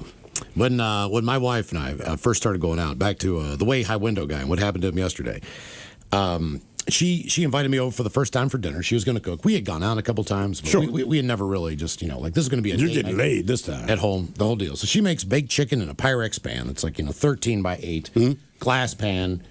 She makes breaded chicken, and it looks absolutely fantastic. So we're going to hook this up. She, basically made a whole chicken in that pan. What is in with the chicken? She basically just dunked it in egg wash and kind of made like a baked fried chicken. Okay. To the best of her ability. All right. Like a shake and bake. I was going to say, it sounds like a shake and bake. Yeah, it's really good. It was going to be really good. But she had a flat top stove. And whatever she had been heating or cooking on top of the stove, whenever she was done making, I think she was making soup or some crap. All right. She forgot to turn the burner off. Okay. But she had moved the pan over to start, serving up the soup and all this crap. Unbeknownst to us, she set that chicken right on top of that burner. Now, I think we went into the living room like to just sit down for a minute, wait for things to cool off, or maybe smoke a joint, or I don't know what the deal was. Watching TV, and there is an explosion in the kitchen like nothing I have ever heard before. I mean, it was a thunderous explosion with this pan blow up. It sent shards of glass into the wall of her apartment building. Jesus. I mean, to the point where you were pulling out huge pieces of glass from the walls. Be glad you weren't in there. That is exactly correct. I mean, Yeah. if we were in that kitchen, there's a good chance that a shard of glass would have shot through either one of us, man, and could have potentially killed us. Yeah, for sure. Needless to say, there is glass all over the kitchen. It is everywhere. You do not want to walk in there. You do not want to do anything. And this is the first time that she's invited you over and she's made dinner. She's made dinner for me. That's correct. Okay. There is glass that fell into the soup. There is glass. I mean, there is glass everywhere. It was, and you can't just go around picking up shards of glass. No. Because they'll cut that living bejesus out of you. Yes, they will. So instead of having a lovely and it's hot dinner night, and it's hot, yes, we spent the majority of that night with. And I don't even think she had a vacuum cleaner. I think I had to run to my house to get a vacuum cleaner. Are you serious? Because she didn't have one. No, hell no. If you knew anything about her, she didn't really vacuum. But so I go there and I pick up like the equivalent I had of a little tiny shop vac that I took from my house before. Went back over there, spent the entire night cleaning up glass. And then I think by the end of it, we were just kind of so wiped out. We went and got dinner someplace, picked something up. Yeah, still came hungry. Home, ate. Yeah, right. You're still gonna be hungry. Probably just. I think I went home that night, went to bed because it was so late. It was a school night. By the time that I got back, I was like, all right, well, I'm not getting laid. It's not working out. Damn, man. Yeah. But I mean, she had to have somebody come in there and redo all the drywall where the holes were. And she was renting this place. She was renting this place. Oh, yeah. Yeah, she's renting an apartment. Good times. Damn. What spilled, dropped, broke, or caught on fire? 206-803-ROCK. And then the chicken was just gone. You didn't want to risk, the chance of having a piece of glass in there because it blew up with the chicken in it. The chicken flew all over the kitchen. Yeah. It did not stay in the pan. One piece blew on the ceiling, like there was grease all over the walls from this chicken because you got to remember there was still when she baked it, she still put like a 1/4 inch of vegetable oil in there. Right. So when that thing blew up, man, I mean, it flew oil, hot ass oil. God. Chicken parts everywhere and shard glass. Thank you for inviting me over. That was my... nice attempt. That was my night. Was it? Drivers on a Central Florida highway got a disturbing show Friday. A car rolling down US 192 while on fire. The Brevard County Sheriff's Office says 60-year-old Patrick Rinaldi was arrested on suspicion of DUI after witnesses reported seeing him stop his smoking vehicle, then get back behind the wheel and drive off again. Then why'd he even bother to get out and check? It continued to catch fire. Now, after driving a short distance, he stopped again. Only now, flames were taking over the vehicle. But Rinaldi, he drove away again, the agency said. By the time the deputies were able to reach the scene, Brevard County Fire Rescue crews were putting out a roadside brush fire that was started from sparks by the burning car. So they're basically just trying to put out the trail of fire that he left behind. Investigators say that Rinaldi's wife was still inside the vehicle as it was burning. According to the sheriff's office, Rinaldi managed to escape and was barely able to help his wife get out of the flames. Deputies then say Rinaldi smelled of alcohol and was slurring his words with bloodshot and watery eyes. He allegedly told them he only had one beer earlier, but a bottle of liquor was found on the floor of the dashboard, which in our line of work is called a clue, they said. Rinaldi allegedly struggled with sobriety testing and refused a breath test and was charged with driving under the influence and refusing to submit to DUI testing, according to reports. How long were you driving your car, Ted, before you realized it was on fire? Probably like an hour. An hour. Damn. Was it under the car? It was in the hood. All right. So like I said, like my sister, she was dating this guy that was Guatemalan, and he worked on the car. So like when I'm driving it from DC back up to Baltimore, like I noticed smoke coming out of there. And I call him, and he's like, it's just engine. It's just burning off the gunk from whatever he did. Right. He's like, and I had to clean some stuff up in there. It's just burning that out. And then, so I'm on 95, then I'm on 695, and again, I'm driving. At that point, right, like that's what the famous story is. Like that guy's like, you have a flat tire, and I'm like, I don't have a flat tire. What do you mean, somebody pulled up beside you? Yeah. And he's like, you have a flat tire. And I'm like, I don't have a flat tire, dude. Pull off on the highway. And you just hear like this crackling underneath my hood. And I realized like a relaxing fire. Right. He was saying your car's on fire, not you have a flat tire. So then I pull into the building that I lived in. I parked across the street, and same thing. I like ran in, grabbed a fire extinguisher. By the time I got out there was already 2 dudes with fire extinguishers putting it out. And then, then I walked up, went to work, and when I came home, they had moved apart some of the soot or whatever, and gave me a parking ticket because I was too close to a hydrant. Which I find to be ironically, is absolutely the most ironic thing. Correct. You close this burning vehicle too close to a fire. So what did they end up doing with the car? So that car, honestly, when I saw Roberto, I was going to wring his neck because he's like, oh, man, this was close. And I'm like, what do you mean? He goes, that's your gas line. He's like, that would have been bad. You're the guy. I was like, right. I was like, dude, you told me it was fine. Yeah, I was wrong. So then I moved the car down. Obviously, the car doesn't work. Yeah. So I had moved it down, like, away from the hydrant. And then I left it out there. And then, one day I get a call, and they're like, it's the police department. We impounded your car. And I said, keep it. So you didn't have to pay for anything? No, they still charge you. How much do they charge you for that? Oh, they like the same thing. Because then he's like, well, you got to call the yard. And I said, well, I don't want the car. I said, you brought it here. And they're like, well, you still got to pay to get it out or whatever. And it's like, I don't want it. Right. I'm not going to get it out, guys. So finally, I forget. It was still like $200 or $300. Yep. Jesus Christ. And then we just, I don't know what we did. I guess take it to a junkyard or whatever. Yeah. What spilled, dropped, broke, or caught on fire? 206-803-ROCK. By the way, Miles, your story of the Pyrex and the first cooked dinner for it. Yes. You're not alone. Says I did this with Pyrex one time. It's insane. Followed by, it was a Pyrex knockoff. It exploded in that manner. Someone else says there's a different, what was it? You might remember this story. A while back, a guy preparing a romantic evening with his girlfriend, he was preheating a lava lamp on the stove. He was there when it exploded. Did not survive. Wow. Someone else says, when I was 10 years old, I put a Pyrex pan with chicken to warm it up on the stove. I figured it was in the oven. Why not the stove? 5 minutes later, it exploded. I fortunately was not in the kitchen. I mean, it's an explosion. I did it with mine too once.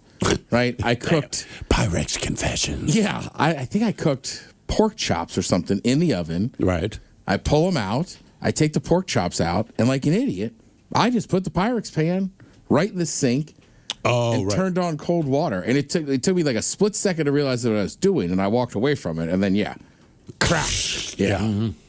Pyrex. Done that with a bong. I've done that with a bong. It is because you need the hot water to get the gunk out of there. Mm-hmm. Yeah, And then as soon as you put the cold water on it, man, right. It just blew up in my hand. I've only done it Got once. the living hell out of it. Because after that, I'm like, just wait a minute. I think that was the last bong I ever bought. I'm like, I'm not good at this. Mm-hmm. What spilled, drop, broke, or caught on fire? 206-803-ROCK. Hello, Ian. Welcome to the men's room. Hola, bichola. Hola. What's going on, guys? Oh, man, it's Monday. We're getting through it. I know. Go Hawks. Go Hawks. Great game last night, man. Well, very great, very great. Long-time listener, first-time call to you guys. I appreciate it, man. Yeah, absolutely. You guys do an awesome job. Keep my afternoons, entertaining. So Thank you, man. It was Easter dinner probably 20 years ago, and it was my parents' time to go ahead and have Easter at their house. Did all the cooking, all the fixings, everything, hours of preparation. Put the ham on the table, all of the fixings on the table, all 8 of us around the table, and as soon as we went in to go ahead and get the first roll, chandelier from above the table came down, crashing on our arms and glass everywhere. Are you kidding me? No. We're talking green beans, we're talking mashed potatoes, we're talking ham, we're talking yams, we're talking everything, butter, everything on the table, glass all over. We had ham sandwiches for Thanksgiving or for Easter dinner because there was leftover ham on the kitchen counter. Damn. Wow. And I'm sure somebody did the whole, you realize how lucky we are if we'd all been in there. My thought was, yeah, but we weren't. The reality is we lost our damn food. Yeah.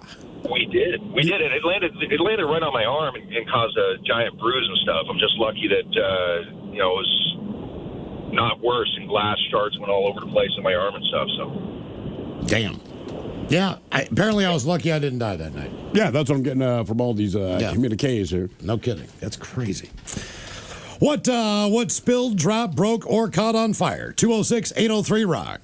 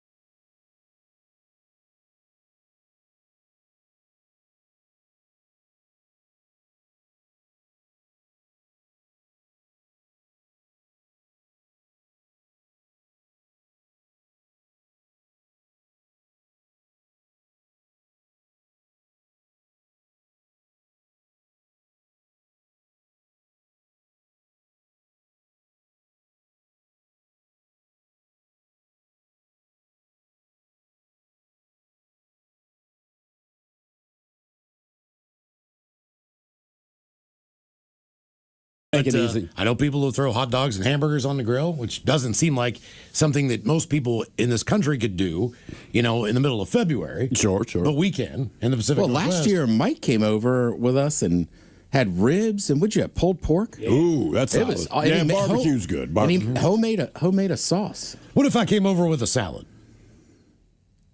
It's fine. Just don't put it on the table with the main stuff. Okay, all right. Yeah, I hope you eat salad the rest of the week. I just feel like it's more guy food, so to speak. Oh, you mean a Super Bowl? Yes. Yes. I mean, whatever form that is. It's just more hands food you eat with your hands instead of utensils. I'll be honest with you, like you need greens and salads, but Super Bowl Sunday, I don't know that It's a cheat day, man. I don't know that really belongs. No, you're supposed to eat like crap. And you don't want to be that guy. And like, I've seen it done before, and they were like, well, it's really good. It's like, dude, I'm sure I like salads, but like, not today. It's just not the day for it. Outside of Thanksgiving, I don't even eat salad, but I don't care if it exists. But on Super Bowl Sunday, like, what are you doing? What are you thinking? This isn't right. Well, outside of Thanksgiving, typically if you go get wings, you get an order of 8 or whatever, and you eat the whole order of wings. But you don't have like 10 other things that you can graze on.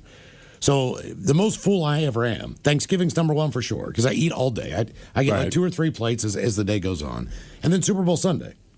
Super Bowl Sunday's a big one. More so than any other holiday, that's a favorite. Well, also, too, is like I've been to parties where it's a pretty big group of people, but you're right, everybody brings something. So once the game's over, then it's like, I guess we keep eating. Yeah.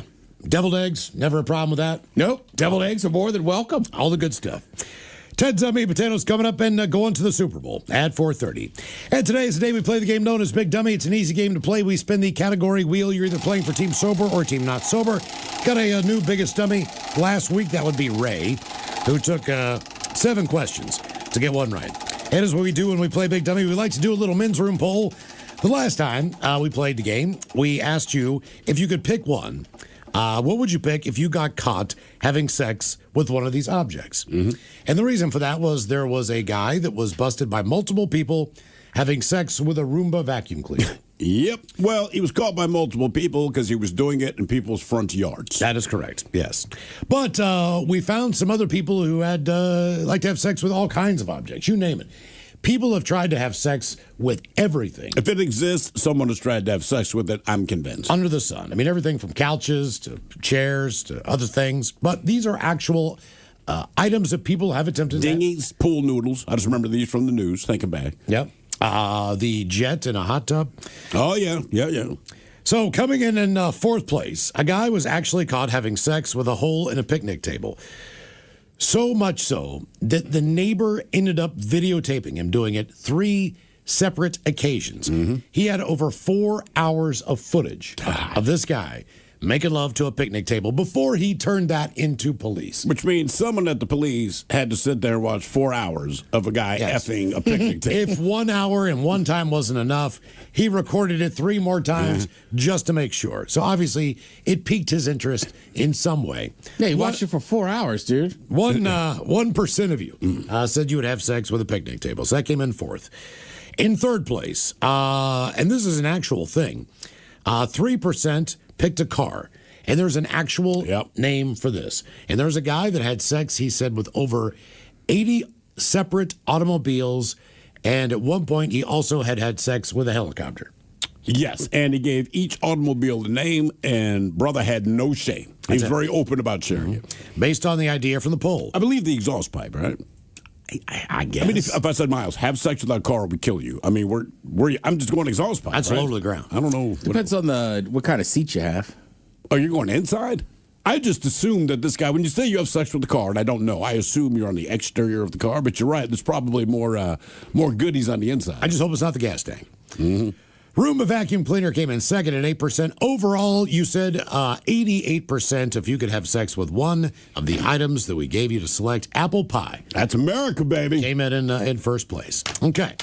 Now, on to the Super Bowl we go for this week's men's room poll. As we know, with the head chef coming up, we're going to get into the world of food. Unfortunately, you are going to the saddest Super Bowl party on earth, as far as the food is concerned. Right. Not the game. And as you said, Steve, it's more about the game than anything else. But you're going to be able to eat only one of these items. And we picked some really good ones. Your first choice is the traditional Jell-O mold that includes the fruit on the inside. Is that is it like orange slices, marshmallows, and... It's a very Midwestern pretzels thing. or something in there. Like, I've seen you can do whatever you want with the Jell-O mold. That one's good. That's the what? Ambrosia? The Jell-O mold is like Miles is saying, it's like round. Yeah. And there's stuff inside of it. Yeah. Is that one with like the marshmallows whipped and pretzels cream and all and that? the pretzels? Like, that's good. You put that like in a round cake pan, kind of just like a donut looking thing. So Jell-O mold. You're going to eat Jell-O all day during the Super Bowl. Your second choice, an obvious fan favorite, that would be the tuna casserole. Endless tuna casseroles all day, Sunday. That's all on you. Tuna casserole comprised of oftentimes egg noodles, also peas, a can, I believe, of cream of mushroom soup might go in there. I believe it's cream of mushrooms. I don't know why people add peas, just to make it worse. And a can of tuna. So that's, if you liked it growing up, you liked it. The nights when I came home, I could smell it when I opened the door, and I thought, oh, God, no. It's tuna casserole night. This is absolutely awful. We had it almost every Friday. Really? Oh, 'cause no meat? Yeah, and it was always like with egg noodles. Yeah. And believe it or not, like... Miles is bitching about that in the hall. To nothing waste the egg noodles. Egg noodles are for good. Why would you do that? The thing is, like, I get it now, but I feel like I was an annoying kid. Yeah. So the cream of mushroom soup really threw me off. Now, I'm sure you couldn't taste the mushrooms, but I remember I'd pick out each little speck. Yeah, I mean, it's what kids and people like myself do. Growing up in West Virginia, kind of landlocked there as far as seafood options are concerned. Sure. We did not get fresh fish. Yeah. I mean, you could go out and catch like a little trout, try to eat that damn thing, but they were farmed to taste like dog food. Yes, you could eat catfish, but for the most part, we really never had a lot of fish growing up unless we went to the beach, to Ocean City, Maryland, and we were able to eat crab and everything else. So that was my mom's excuse to get fish into our diet. What, tuna fish? The tuna casserole. casserole. The tuna casserole. The tuna casserole. How about just regular tuna salad? I'll just make a sandwich. That would have been better. Yes. In my mind. Which is weird, because we ate tuna sandwiches. I would too. But I'm with Miles. Like, don't at make night, it hot. It was tuna casserole. Well, it seemed to me like my mom needed 2% a dinner, and a tuna fish sandwich back then was something that you would more likely have for lunch. You're not wrong. I would just say, certainly as an adult now, but even as a kid, if a sandwich was for dinner, I'm perfectly okay with it. And I know as a parent, you want to do better and all that. Don't. So you can just dig in. I'm with you. I'm 45. I can eat a turkey sandwich for dinner. I am fine with that. By the way, Hank Hillmatic here from YouTube talking about Jell-O molds. It says, my grandmother apparently in the 1960s and 70s would make lime Jell-O molds with celery, cottage cheese, and carrots. Dude, that sounds so bad. Lime Jell-O with celery and carrots. I'm telling you, man, that's a Midwest thing to do. The lime Jell-O was the first thing you point out there. I love lime Jell-O. No, what I'm saying is you take lime Jell-O, you go, okay, add vodka, you get a shot. Yeah, Give it to a kid, but you added celery and carrots and cottage cheese. Your third option. This is a cult classic. People either love them or they hate them. Vienna sausages. Nope. Now on them all day long during the Super Bowl. You can't. 99.9 KISW and KISW HD1 Seattle. Always live on the free Odyssey app. Text the guys at 206-803-ROCK from the Pinky's Plumbing Studio. You're in the men's room. The party continues from last night, Friday night, as we get to Yachty and Naughty Live. Night is back. Everything is completely live. Daily Mix Show. Kick off the festivities. Yes, indeed. They will be 100% completely live. All the laughs. You're part of the studio audience. You will be involved in the show. Sound effects. All the music. I want to say that the new originals have another practice tonight as they try to nail down the yacht rock sounds. Yeah, but of some tonight, of your favorites. the new originals are practicing with the new originals. You see, because it turns out the name of the actual barbershop quartet that we've had for years and years and years doing this, their name is the new originals. The name of the KISW house band is the new originals, and this was not on purpose, all right? No. But they just both happen to have the name new originals. So tonight, the a cappella new originals will be joining the musician new originals for, I guess, a newer, more originals. It's going to be a hell of a show. It should be, man. There are tickets still available. I don't know if the VIP's there anymore, or the gold or the silver circles or whatever that stuff is. I do know there are some general admission tickets. Yeah. But check out what we have left there at KISW.com, and hopefully you can join us. Doors open at 6 o'clock on Friday night. It is the only live radio that you're going to hear probably in your life for a long time. There's a couple shows that still do it. Like for NPR, stuff like that. I think like Wait, Don't Tell Me. Might be live, and a couple of others. But man, they are few and far between. But this is, in all honesty, the birth of radio, how radio started. Yeah, and for sure. We're going back to those roots. We'll have a Foley artist there, so all the sound effects will be done by him. That poor dude. Whether he's got a saw in his hand, going, or the thunder, you name it, man. Anything that you hear on the air that night will be live. Also, should be noted, if you can't make it for whatever reason, we will have the broadcast up on YouTube. If you happen to follow us on the channel, Okay. KISW Rock, I'm pretty sure it will be on Facebook as well. All right. Not sure if that's the same feed or not, but check out either one. And of course, we'll be live on the air. That's the whole reason for doing Live Night. But hopefully, you can be there to be a part of the party. All right, a question. What spilled, dropped, broke, or caught on fire? 206-803-ROCK. Hello, Sammy. Welcome to the men's room. Hola, Pacholas. Hola. All right, gentlemen. So I grew up doing circle track racing and like demo derbies and all that fun jazz. And this was probably about 10, maybe 15 years ago. Anyway, I was doing a demo derby that year with my family, and I was getting ready for one of my races, and I was wearing a hat, just, like a normal ball cap, whatever. But the inside of that hat had like a mesh lining. All right. Well, I'm getting ready for my race, so I pulled my hat off, and I just chucked it next to me, and I put my helmet on. And with demo derbies, you have to have the battery and the kill switch in a very quick, accessible location so that in case anything happens, you can just hit the kill switch on the battery. In case anything happens, like, I don't know, someone smashes into you. I was going to say, how many times can you actually run a car? Like once or twice, maybe? It depends on how bad it is. We had one demo car that went through 3 demos and 2 seasons of bump to pass racing. Wow. We called it Big Pimpin'. It was an old Lincoln. Huh. Okay. It was a Home Depot orange. Yeah, that thing was a beast. But anyway, so this year, I'm getting lined up for my race. My race starts going. Things are going well. I'm actually winning this race.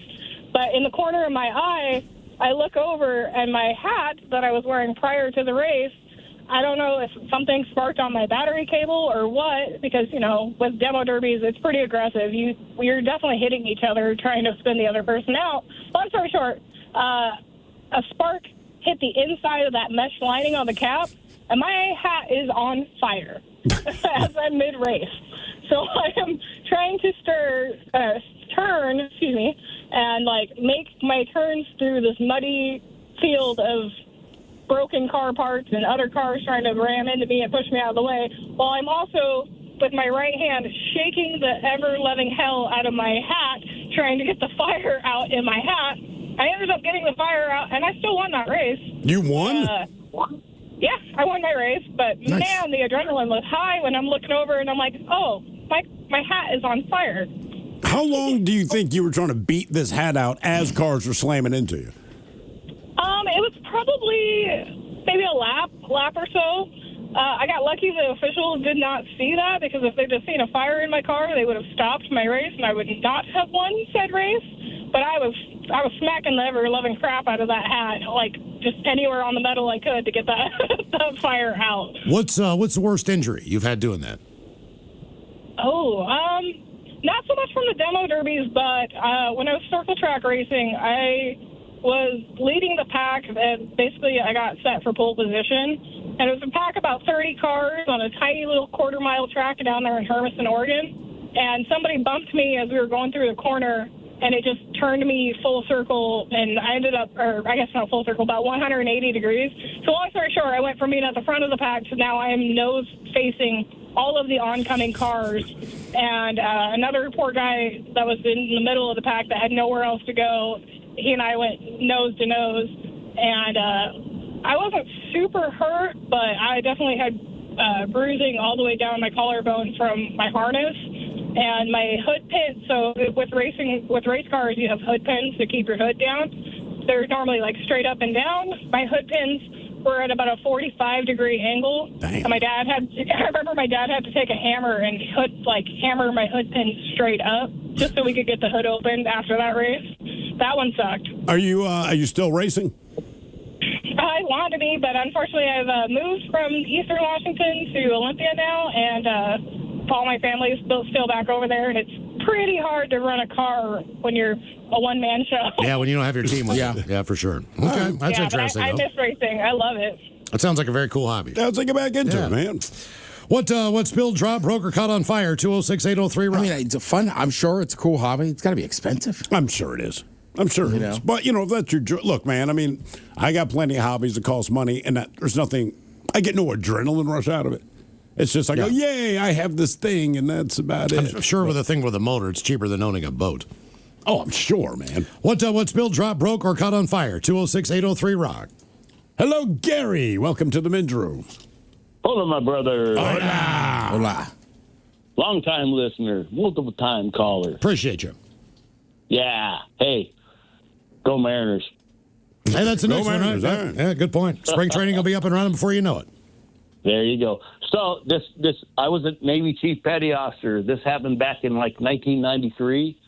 We were in the Persian Gulf. I owned the hangar bay. Basically, it was sectioned off. You could control doors and ballistic doors and close and everything. So I had this youngster that was in training. He ran into the belly tank of an F-14 Tomcat that spilled JP4 all over the hangar bay 3. So I was up to over my ankles with some troops in the hangar bay in the Persian Gulf at 3 o'clock in the morning with fuel spilling all over.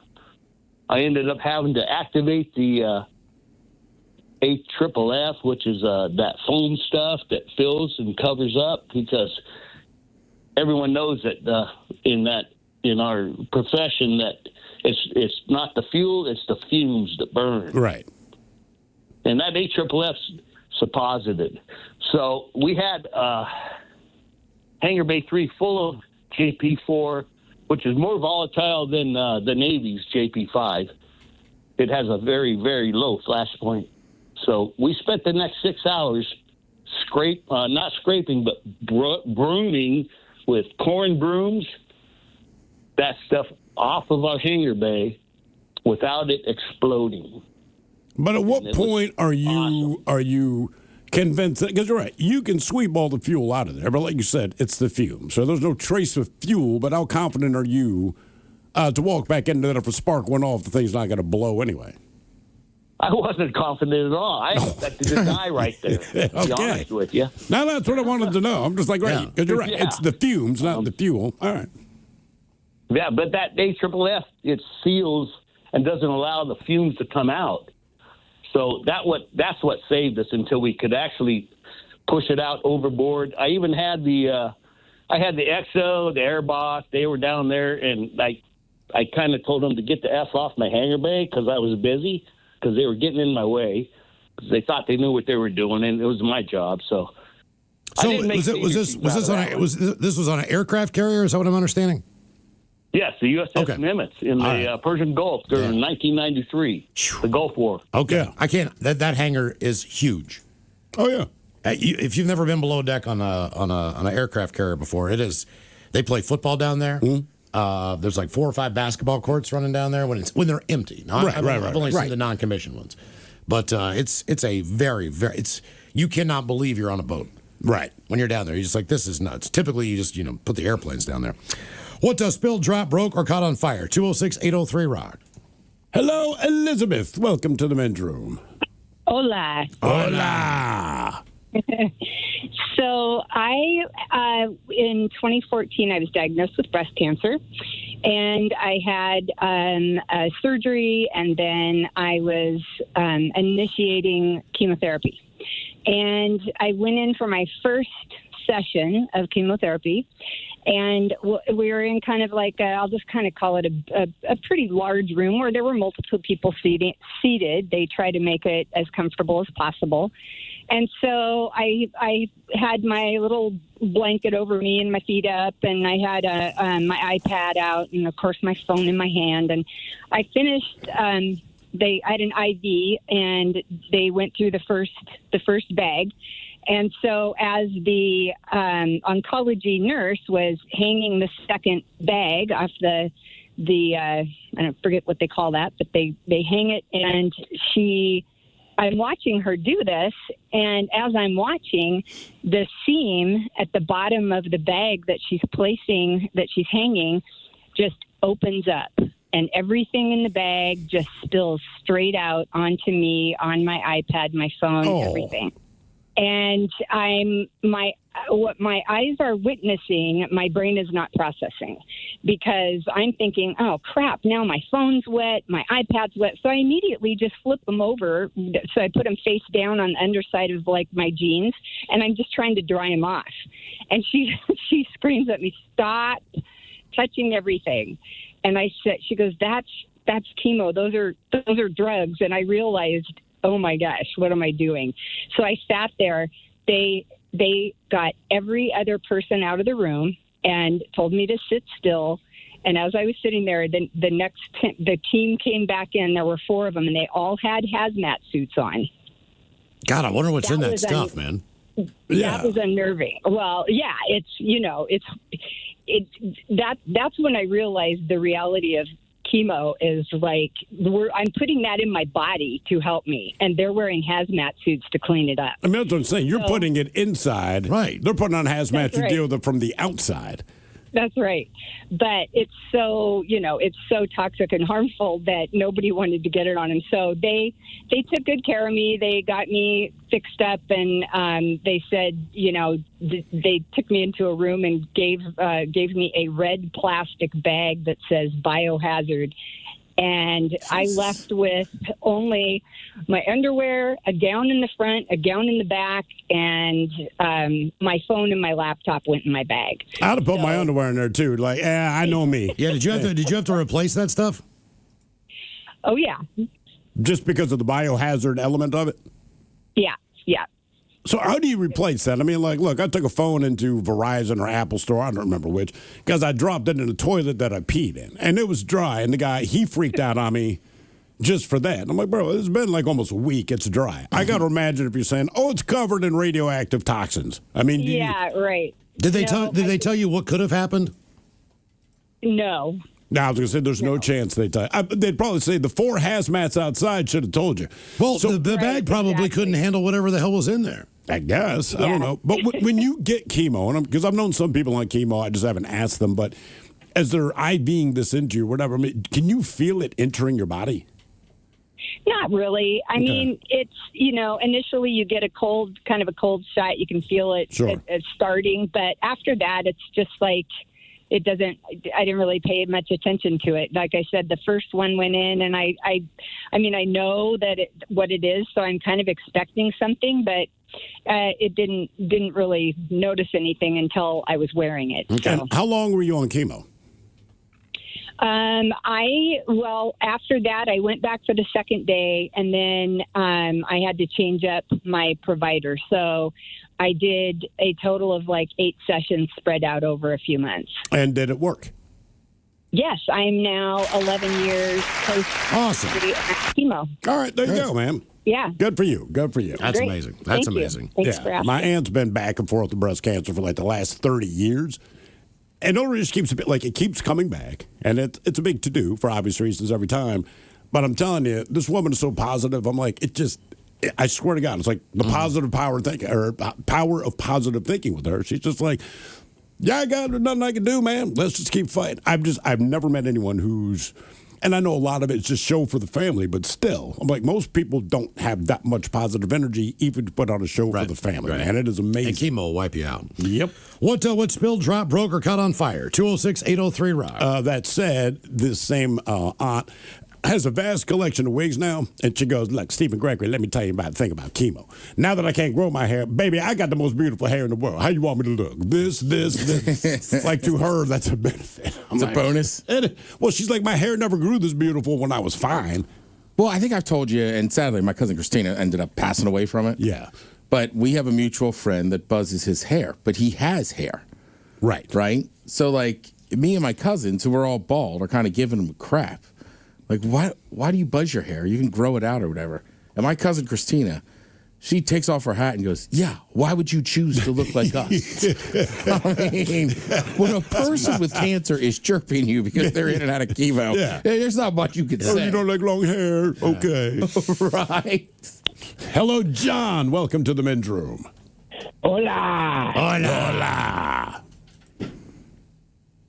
So, John, what broke, dropped, caught on fire, spilled?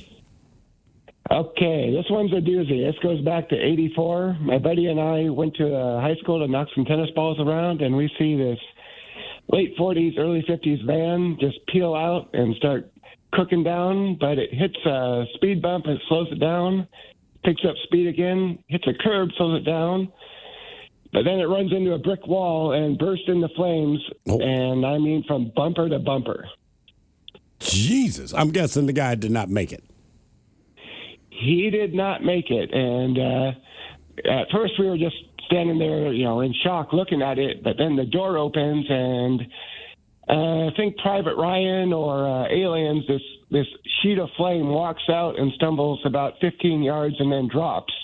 Oh, God. And that was a person.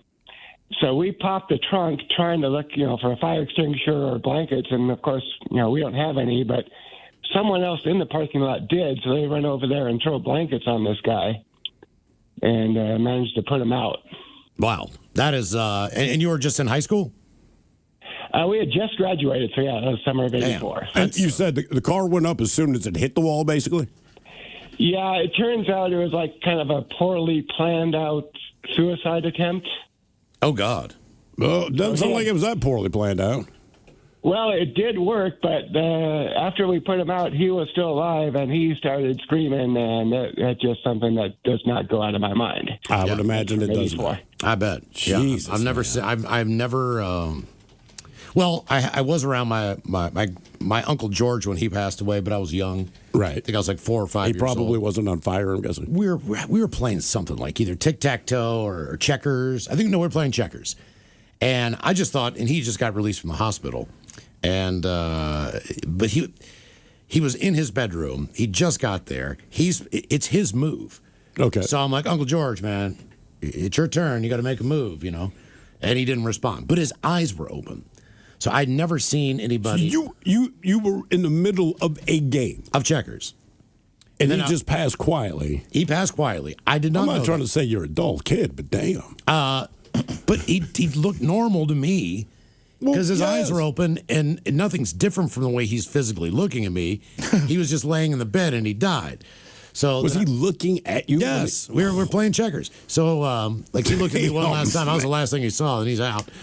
So I go and I tell my grandmother, I was like, Grandma, I said, Uncle George, I don't think Uncle George is doing okay.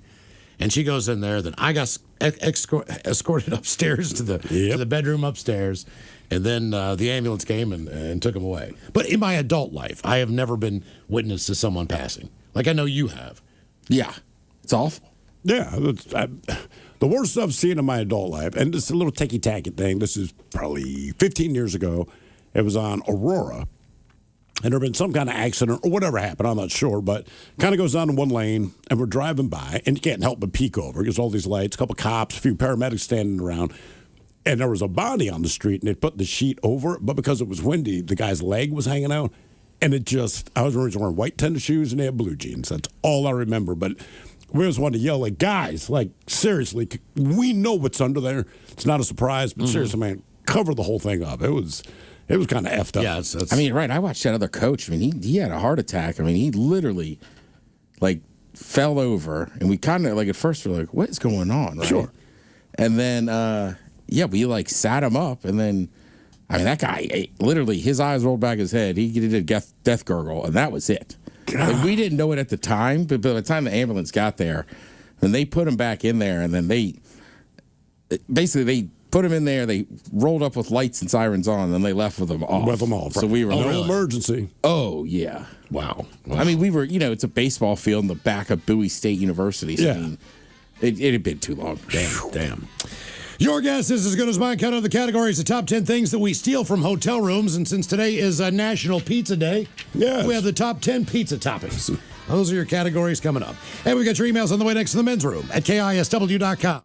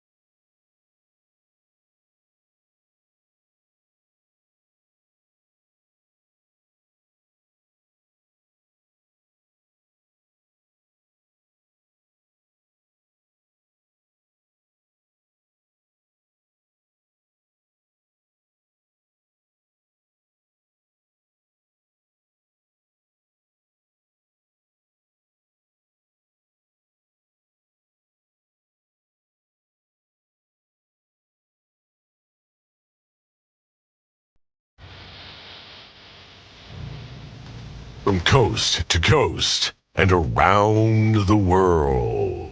If it's not important, you'll hear it here, exclusively on In Action News. Here now are Stone Ledbetter and Felix Foxworthy.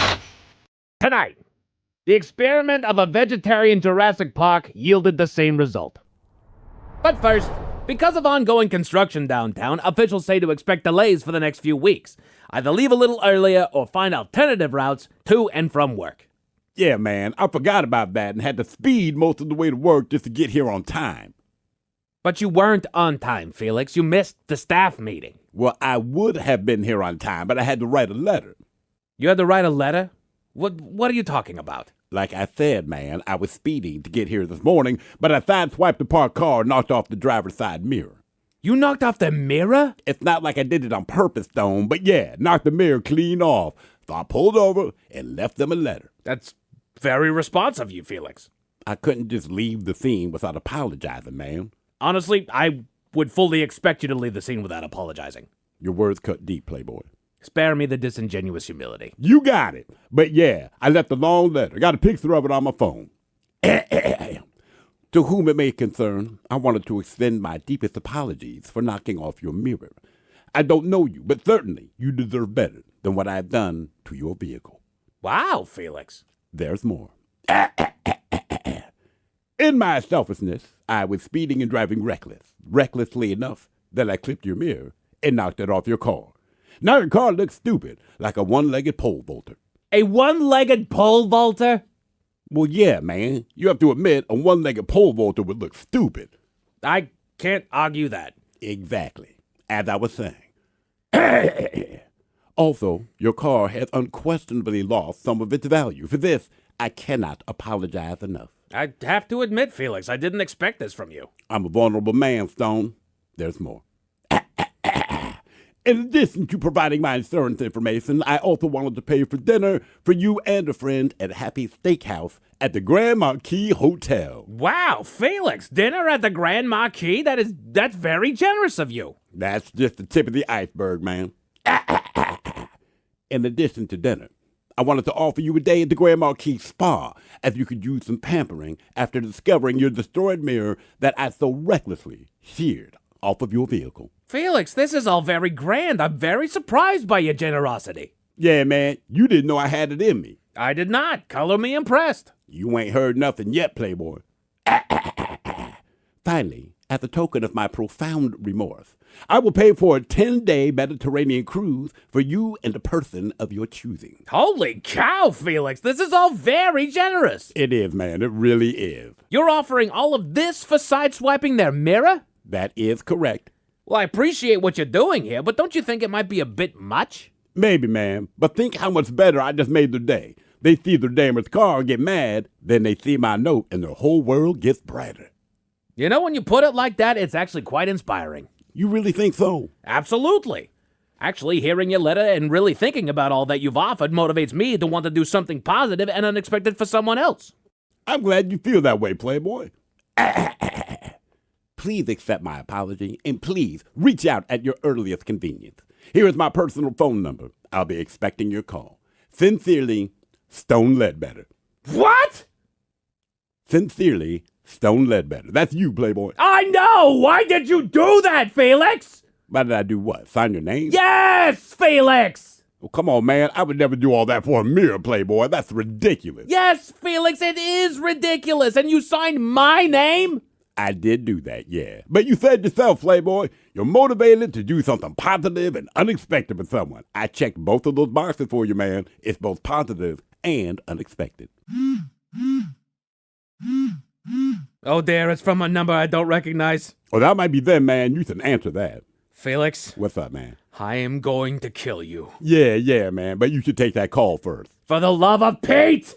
All right, first, we're going to go to break, then I will take this call, and then I'm going to kill you. We will be back next hour.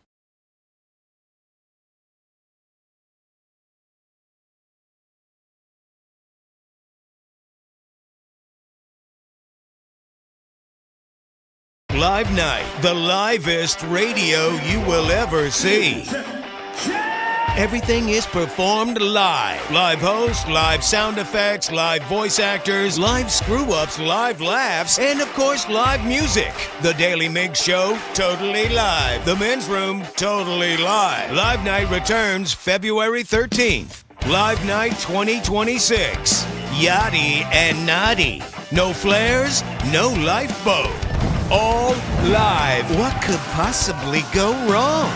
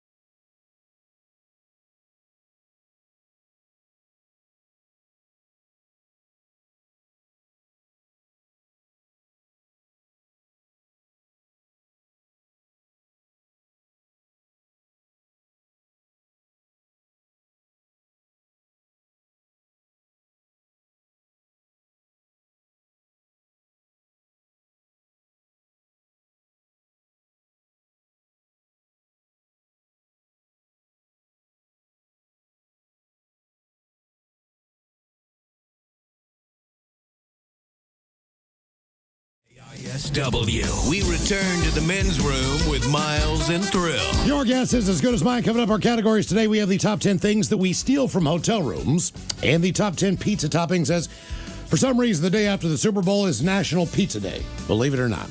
But first, time for a few emails to the men's room at KISW.com. You've got mail. You've got mail. And some comments from YouTube and on the text there on our question, would spilled drop, broke, or caught on fire? Guys, all this one's in regards to the Super Bowl parades. We got a myriad of different stuff here. Guys, I attended the last Super Bowl parade, and I believe it was 2014, whenever they won against Denver. It was reported there were 3/4 or 1 million people there. They did not start the parade for almost an hour and a half after the start time because people were crowding into the path of the parade. The term nut to butt was nothing compared to how tightly packed we were in there. Oh, yeah. That from Amber. Took me an hour to cross the street. Oh, that's right. Yeah, literally. We were doing a broadcast, and we did it from Elysian.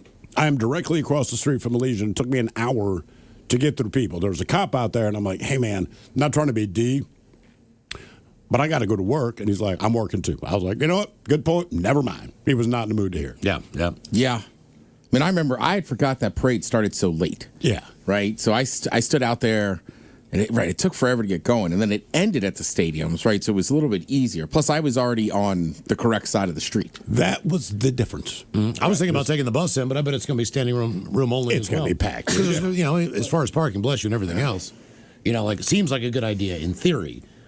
But at the same point in time, it's a good idea as far as parking, but it's still going to be the same number of people, man. Right, I mean, you might just walk at it if it's not raining. Yeah, it only takes me an hour and 15 minutes. Let's see here. As far as our category coming up, things you steal from hotel rooms, Edgar writes in, he says, all those complimentary toiletries, including the slippers, are for you to take. They throw out the slippers. I looked it up. Unless the hotel has a different policy. But very standard to let the guest have those items. Pins and pads, those things are for guests because they'll have the hotel branding. Correct. So it's like they're advertising for free if you take those items. I do take those a lot, yeah. More durable items, towels, irons, hair dryers, pillows are not for people to take. They do launder the robes, however. What else we got here? As far as what caught on fire, my amp caught on fire in the trunk. And a case of water that was sitting on top melted and put the fire out. No, how convenient. That is luck. Sort of. Here's some more. Here's some more problems with cooking. As I had that Pyrex pan blow up, and my girlfriend was making chicken. It says, my father was weird. He liked to have his food served on a warm plate. Okay. So he would turn an electric burner on low and place the plate upside down on there. And there was a glass plate. Shards of it went everywhere. Good times.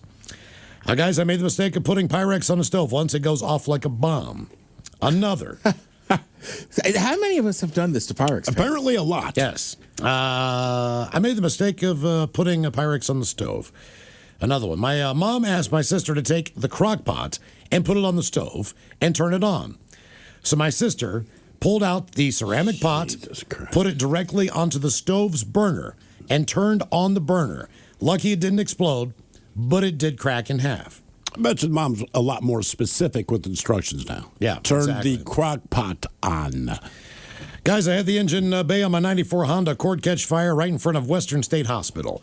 Sprung a leak in the transmission line. It sprayed all over the exhaust header. Used every water bottle I had in my car. And at that point, a Pierce County sheriff pulled up and sprayed my car down with an extinguisher. I can still find residue in there 15 years later after I rebuilt it. And finally, guys, I tore my ACL because I crossed my legs to stop myself from peeing my pants when I had to sneeze. Damn. Time for a few birthdays brought to you by Men's Room Roasted Red Salsa from San Juan Salsa Company. Yep. That's right. Dip responsibly. What do we got here? And what a great day to have a birthday if you're a Hawks fan. It'd be kind of hard to forget it. I wanted to wish my beautiful Addison a very happy 16th birthday. I'm so proud of you. Can we get some green beans, a fart montage, and Coach Ted with a pep talk for the upcoming soccer season and how to beat out the other girls? Lots of love, guys. That from Dad. Green bean. What? Green bean. Okay. Green bean.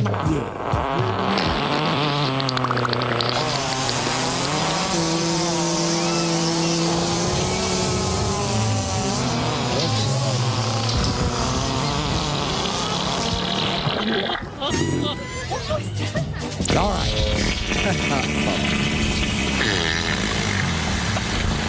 You're turning 16. I'm assuming maybe you're playing JV or maybe you're going up to varsity this year. But here's the thing. We watched yesterday, right? Sam Darnold, right? 5 teams or whatever. All these different players, coaches. He had to sit back and wait. Now he's good. He's a champion. So if you go up to varsity, maybe you got to spend a couple games on the bench there, paying attention, getting better, doing the little stuff. Then you'll get to play. Guys, please wish Amber a very happy 38th birthday. Please give her the dirtiest of dirty Germans and a suck it up cupcake. Love her bestie. Lots of love from her bestie, Mandy. So, suck it up, cupcake! Yeah, I like that your name is Amber. You make me want to be a mosquito and get stuck in amber. Yeah, I think we're all going to hurt her. Yeah. And finally, guys, can I get a happy birthday for Ben with a captain giving some pirate life advice? Also, you guys talking all over each other about the importance of listening when someone else is talking. Much appreciated, guys. That from Al. Ooh, well, ahoy there and happy birthday. You know, now that the old Capitan's on the up and up, I'll share with you some of the finer things from my pirate life. Being a pirate is kind of like being a fan of chicken. People walk up and say, do you like thighs or do you like breasts? Well, with pirates, it's like, do you like chest or do you like booty? The proper answer is yes. Crunch berries. All right, guys, here you go. Happy, happy, happy birthday. Happy, happy, happy birthday. Happy, happy, happy birthday to you, to you, to you. Ya's a Dirty Germans brought to you by Men's Room Original Sausage. Available through Uli's world famous sausage, mensroomlive.com, and other fine retailers. Schweinefleisch. We didn't do this on purpose, but it's kind of brilliant that we forgot to talk over each other about listening. I didn't hear what you said. Oh. That's actually our answer. Now you know. We're not qualified to tell you. I don't even know what you said. Yeah. Let's get a contestant on the line for your guess is as good as mine now, 206-803-ROCK. In the meantime, a couple extra emails are go-to dish question from last week as we're getting ready for some Super Bowl food. Says Ola. So my always requested go-to is called pig shots. They are basically little shot glasses made of meat, then stuffed with a cream cheese style stuffing. And I always do them on the barbecue or in the smoker, but you can do them in the oven as well. First, I'll cut a kielbasa into little medallions or coins, 1/4 to 1/2 inch thick. Then wrap a slice of bacon around them and peg it with red or blue toothpicks. I'll tell you why in a bit. Little shot glasses made the meat. Ta-da! Then comes the stuffing. Cream cheese, sour cream, grated cheddar, diced garlic, and onions. Then slice jalapenos lengthwise and scoop out the seeds and veins with a spoon. Set aside the diced jalapenos, add to the stuffing. Pipe them into those little shot glasses, the ones with the blue toothpicks. Here's where it gets fun. Add all that heat you scraped out of said jalapenos to remaining mixture. Then pipe into the meat shot glasses that have the red toothpicks holding them together. Throw them on the barbecue till the bacon crisps up. Fun part is when you can say, the red ones are hot, the blue ones are not. Always a big hit here in Todd's Culinary Playground. Rock out with your hawk out. Guys, that from Todd. Did you see a picture of these things? I didn't. Dude, those look tremendous, man. Have you seen these things? Yeah. Damn. It's got to be like deviled eggs, where no matter how many you make, you didn't make enough. Correct. That's one of those things where I'm just standing next to the train eating. It's like meat on horseback. And one more. Worst pain you've been in. Ola Men's Room. I have given an unmedicated birth twice, one of which was back labor. But the worst pain I've ever felt in my life was when I was 18-month daughter poked me in the right eye with her tiny fingers while I was picking her up. Immediately, my entire head felt like it was going to explode from pain, and I dropped into the fetal position. Within 5 minutes, my eye was half shut and swollen, and tears kept coming out of it for hours later. I have a very high pain tolerance, but this was beyond anything I could handle. It took days of antibiotics for the pain and blurred vision to go away, and for my eye to open fully. My doctor also said that injuries like this can lead to what is called recurring corneal erosion. Oh, cool. Which is a lifelong condition and can cause sudden painful episodes that typically occur when you wake up. This unfortunately happened, and I've had my eye flare up twice since then. Damn. Usually during periods of high stress, and both times it lasted for a week. I would take giving unmedicated birth any time over being poked in the eye by a toddler. Wow. Best regards. Damn. That from the lovely Victoria. Okay, time for a little Your Guess is as good as mine. It's an easy game to play. We get a contestant to pick from one of two categories and try to get as many right before 3 strikes and you're out. Steve, who is ready to play Your Guess is as good as mine. Hello, Jeff. Welcome to the men's room. Breezy Breezy Johnson, you're going to Johnson, hola! Girl in your Johnson. Jeff, welcome back to the program, how sir. you doing today? We're doing fine, man. We're living in a ghost town downtown. I am, for sure. I mean, you could walk down the middle of I-5 on the way home and nobody would hit you. I believe it. Everybody's recovering right now. What's up, Ted? What's up, Dave? Go Hawks. Jeff. Oh, sorry. yeah, let's go. I'm sorry. Look, folks, I'm not going to lie to you. I've died today. If you could see his face, you'd believe him. You would know 100%. If you're watching on YouTube there, it's KISW Rock, you cannot see a pupil. And that's all right, Ted. You gave an effort. I sure did. Yeah, exactly. All right, Jeff. Categories today. Today is National Pizza Day. Day after the Super Bowl. Hopefully, maybe you have some leftovers left, or you can just go out and actually get a pizza tonight without having to wait for 4 to 5 hours. So, Jeff, it's the top 10 toppings that people request on pizza. The other thing we have for you today is a new poll trying to figure out what things that people steal from hotel rooms. This is from Deluxe Holiday Homes and Travel Awaits. So, do you want to go the 10 things that get stolen from hotel rooms, or do you want to go the 10 most popular pizza toppings? I feel like this is a little bit of a stretch on either. Let's go what gets stolen from hotel rooms. That's what it is. Okay. All right. Well, they polled a bunch of hotel workers just to try to figure out, based on those people, the cleaning ladies and everything else, the cleaning guys, what gets stolen the most out of hotel rooms. So they say, yes, you're allowed to take those little bottles of shampoo from your hotel. You can't take everything. That's not nailed down, though. So someone polled a bunch of hotel workers to find the top 10 things that we steal from hotel rooms, and we have the top 10. So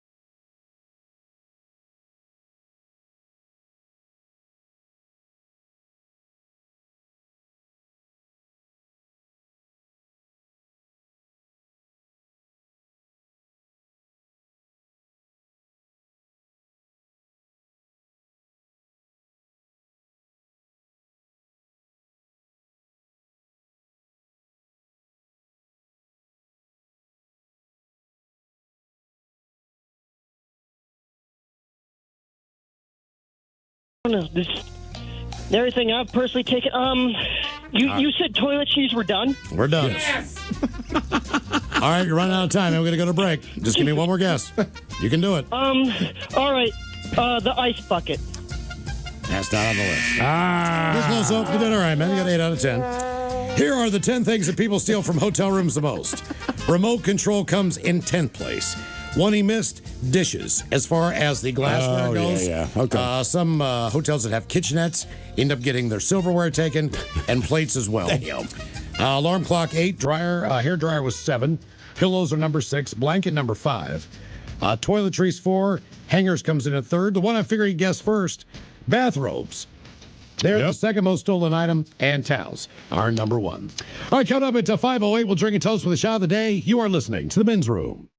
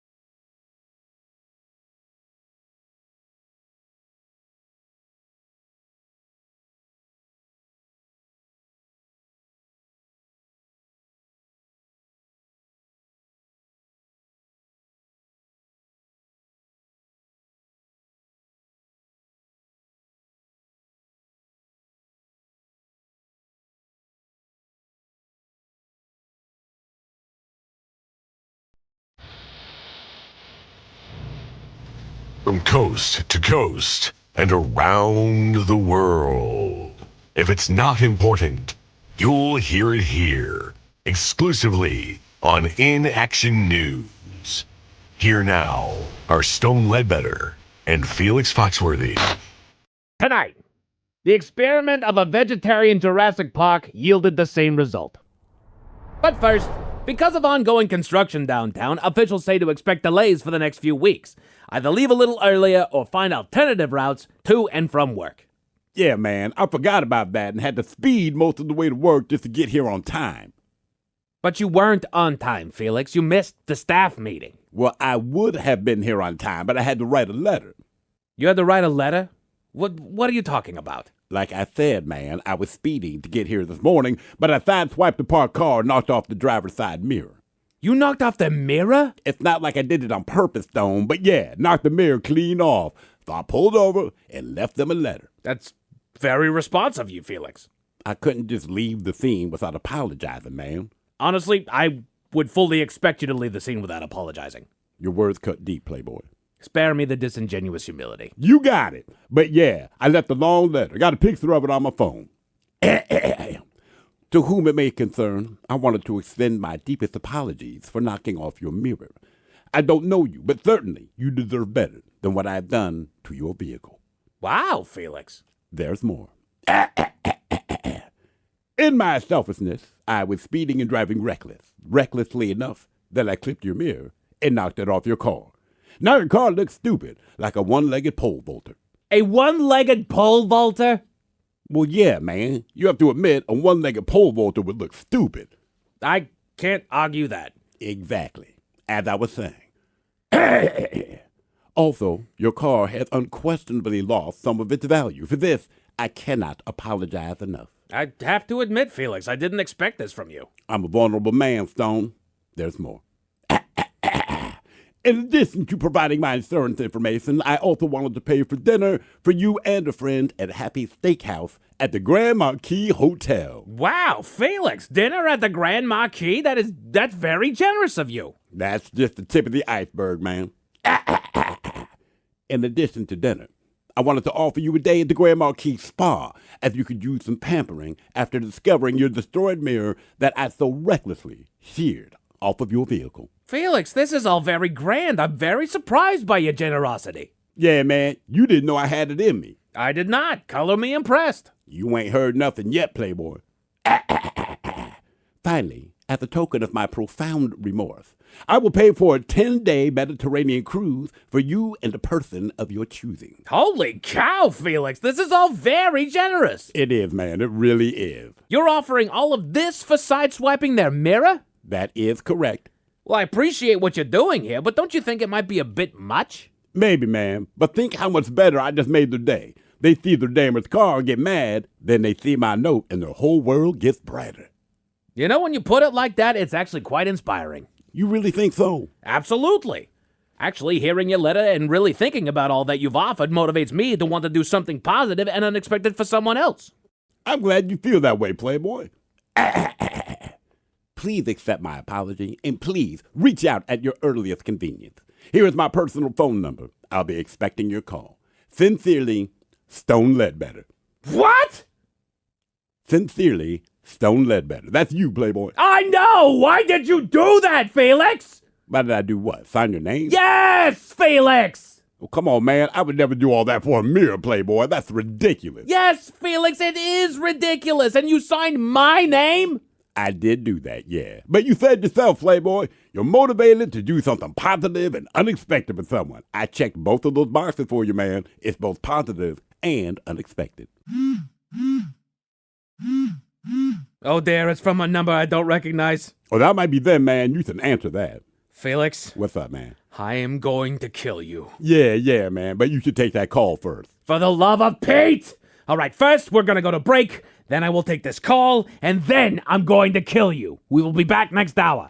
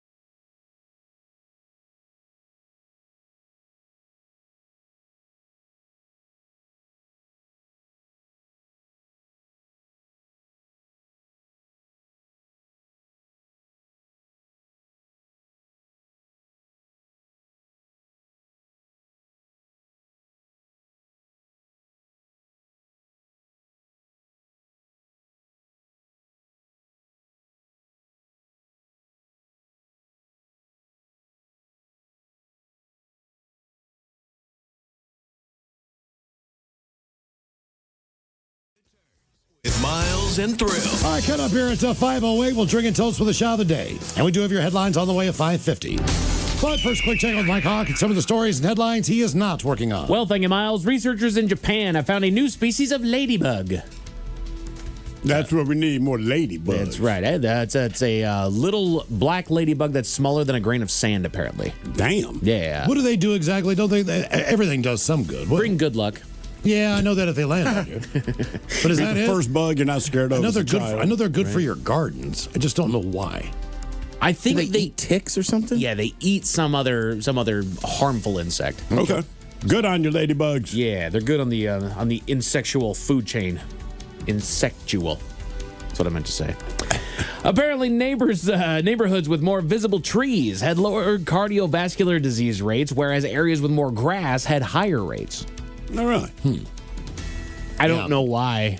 You're hard pressed to find a tree in Baltimore. Yeah, I mean, certain areas, man, there's just nothing there. That's why we're doing so cardiovascularly well out here. Oh, yeah. I brag about it all the time. My cardiovascular health is fantastic. Why? Yeah. Trees. Trees. Everywhere. Shout out to trees. Hey, thanks for keeping it real, trees. All right, doing your job. Appreciate you being here, man. Yeah. Thanks to sweet oxygen, too. That's right. For sucking up my CO2. There's a new article detailing how hotel guests are embracing the convenience of AI, but still prefer a real human presence for more complex needs. Well, yeah. Right. That makes sense. And it was the yes or no thing, sure, AI is great. But correct. Complex needs, yes. And that's really where it was. You know, check-in could be as easy as using AI, maybe even reserving the room could be as easy as using AI. But if anything goes if I need tiles in my room. Sure, but even further than that, if there's any sort of glitch where I was supposed to pay this rate, but it's charging me this. Well, no, it's charging you what you're supposed to be paid. Having somebody there that can actually objectively look at it and say, oh, okay, let me switch this around. Exactly. You know, sometimes just making the robots I think that's true of all things. Sure. You know, self-checkout's fine until you need someone. Exactly. If something goes wrong, then you shout to the guys who's standing there, and then they walk over and help you through it. I do love self-checkout, but I always need the attendant because I've got some sort of booze in my cart. Right. Wave them over. I love when I walk into the self-checkout and they follow me because they see what's in my cart. They know you have booze. Like, let's just get it done. Right. I scan it first, and they're already on it. I appreciate you. I know it's hard, boys, but I need you to put your thinking caps on because it is time for the Merriam-Webster word of the day. All right. To give you guys a 60% chance of success, it's a decently easy one for today. Are you ready for this? It is an F word, not that one, but it is an adjective. And it's a formal word that usually describes something that comes or happens by a lucky chance. Fortuitous. Bam, you nailed it. Oh, nice. Nice work. Good work. Nice work. See there, we started you out easy. Oh, thanks. Fortuitous. All right. Fortuitous, something that happens by a lucky chance. A new study found that less fit individuals experience worse anxiety spikes when exposed to stressful situations. So you're saying that being healthy works both physically and mentally? Yes. Again, we funded another study. Thank you. But this was a roundabout way to come to that conclusion. No, it's not just that it does well for you mentally, but it helps you in stressful situations. Yeah, which means it helps you mentally. Right. Also, being fit helps you if you're accosted by an individual. Yes, many Good point. Very good point. People that are fit better to defend themselves. What do you know? Kroger has named a former Walmart executive as their new CEO. Yay. Okay. Enjoy that. Are we going to notice any change? I hope not. Right. Why bring it up? I hope not. Brief bursts of intense exercise were found to outperform relaxation when it came to remedies for panic attacks. Which that one I did find interesting. So if you're sitting there and you're having a panic attack, a lot of our knee-jerk reaction to it would be to try to calm that person down. You know, you're having a panic attack, you're freaking out. Don't worry about it. Everything's good. Calm it down. They found that actually if you're having a panic attack, if you're freaking out, strap on your shoes, go out for a quick run. Go pump some iron. Do whatever it is. But the exertion, and that makes sense when I think about it. You think about what people talk about when it comes to going to the gym and whatnot, how it relaxes them. It's a stress reliever at the end of the day. Well, if a panic attack is just a short circuit of overarching stress, like, okay, yeah, quick little burst of high-intensity work should help relieve that. I mean, isn't that why they have, like, stress balls or a lot of kids that can't focus. Like the Rubik's Cube or something to spin. Like it's kind of like the slow burn, long form of that. Sure. And something to kind of put your energy into, and your brain kind of writes itself. Exactly. Yeah. Just burn that all off, man. Just burn it all off. A new study says reading instructions more than once can be the secret to critical thinking. It could be a secret. I don't know that you'd call it a secret if you read instructions. Instructions are critical, but it's the secret to it's the secret to critical thinking. So it's not just doing it right. It's about having that locked into your brain to where that's another tool that you've got back there. Well, no, I understand that. I'm saying, like, why would you need a study to tell you that? Oh, yeah. I mean, I'm just saying, like, they're because we're stupid. Instructions, right? So they are very specific to what it is you're going to do. And instead of just following them, if you kind of memorize them or understand why the next step makes sense, like, well, yeah. Right. That's what instructions are. Here's a moment to think. You could go to IKEA, and you might not call it critical thinking, but as you're assembling whatever the F it is you're putting together, in that moment, as you're going through, when you can start guessing the screws you need next, I mean, like, right, you're understanding the process. Right. I've finally crossed the bridge to where I read the entire instruction manual before I start putting something together. Oh, really? Yes. I'm not. All right, step one. Right. I do pull out everything I need first, but then I'm step one, step two, because I take no joy in it.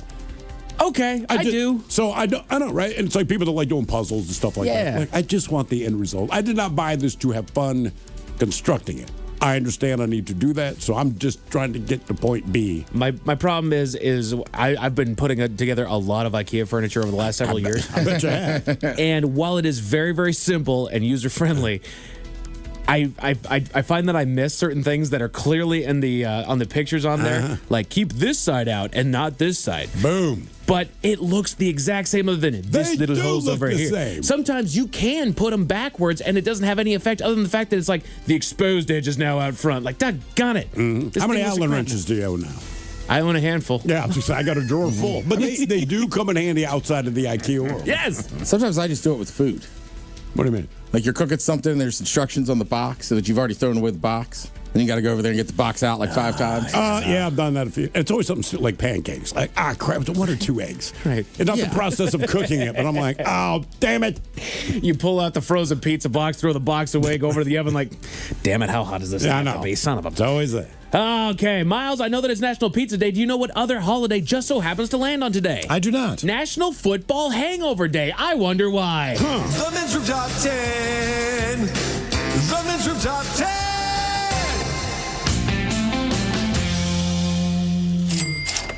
So, in case you didn't notice, there's a handful of us that are a little on the hurting side in here after the actions of yesterday. Go Hawks. Well done, boys.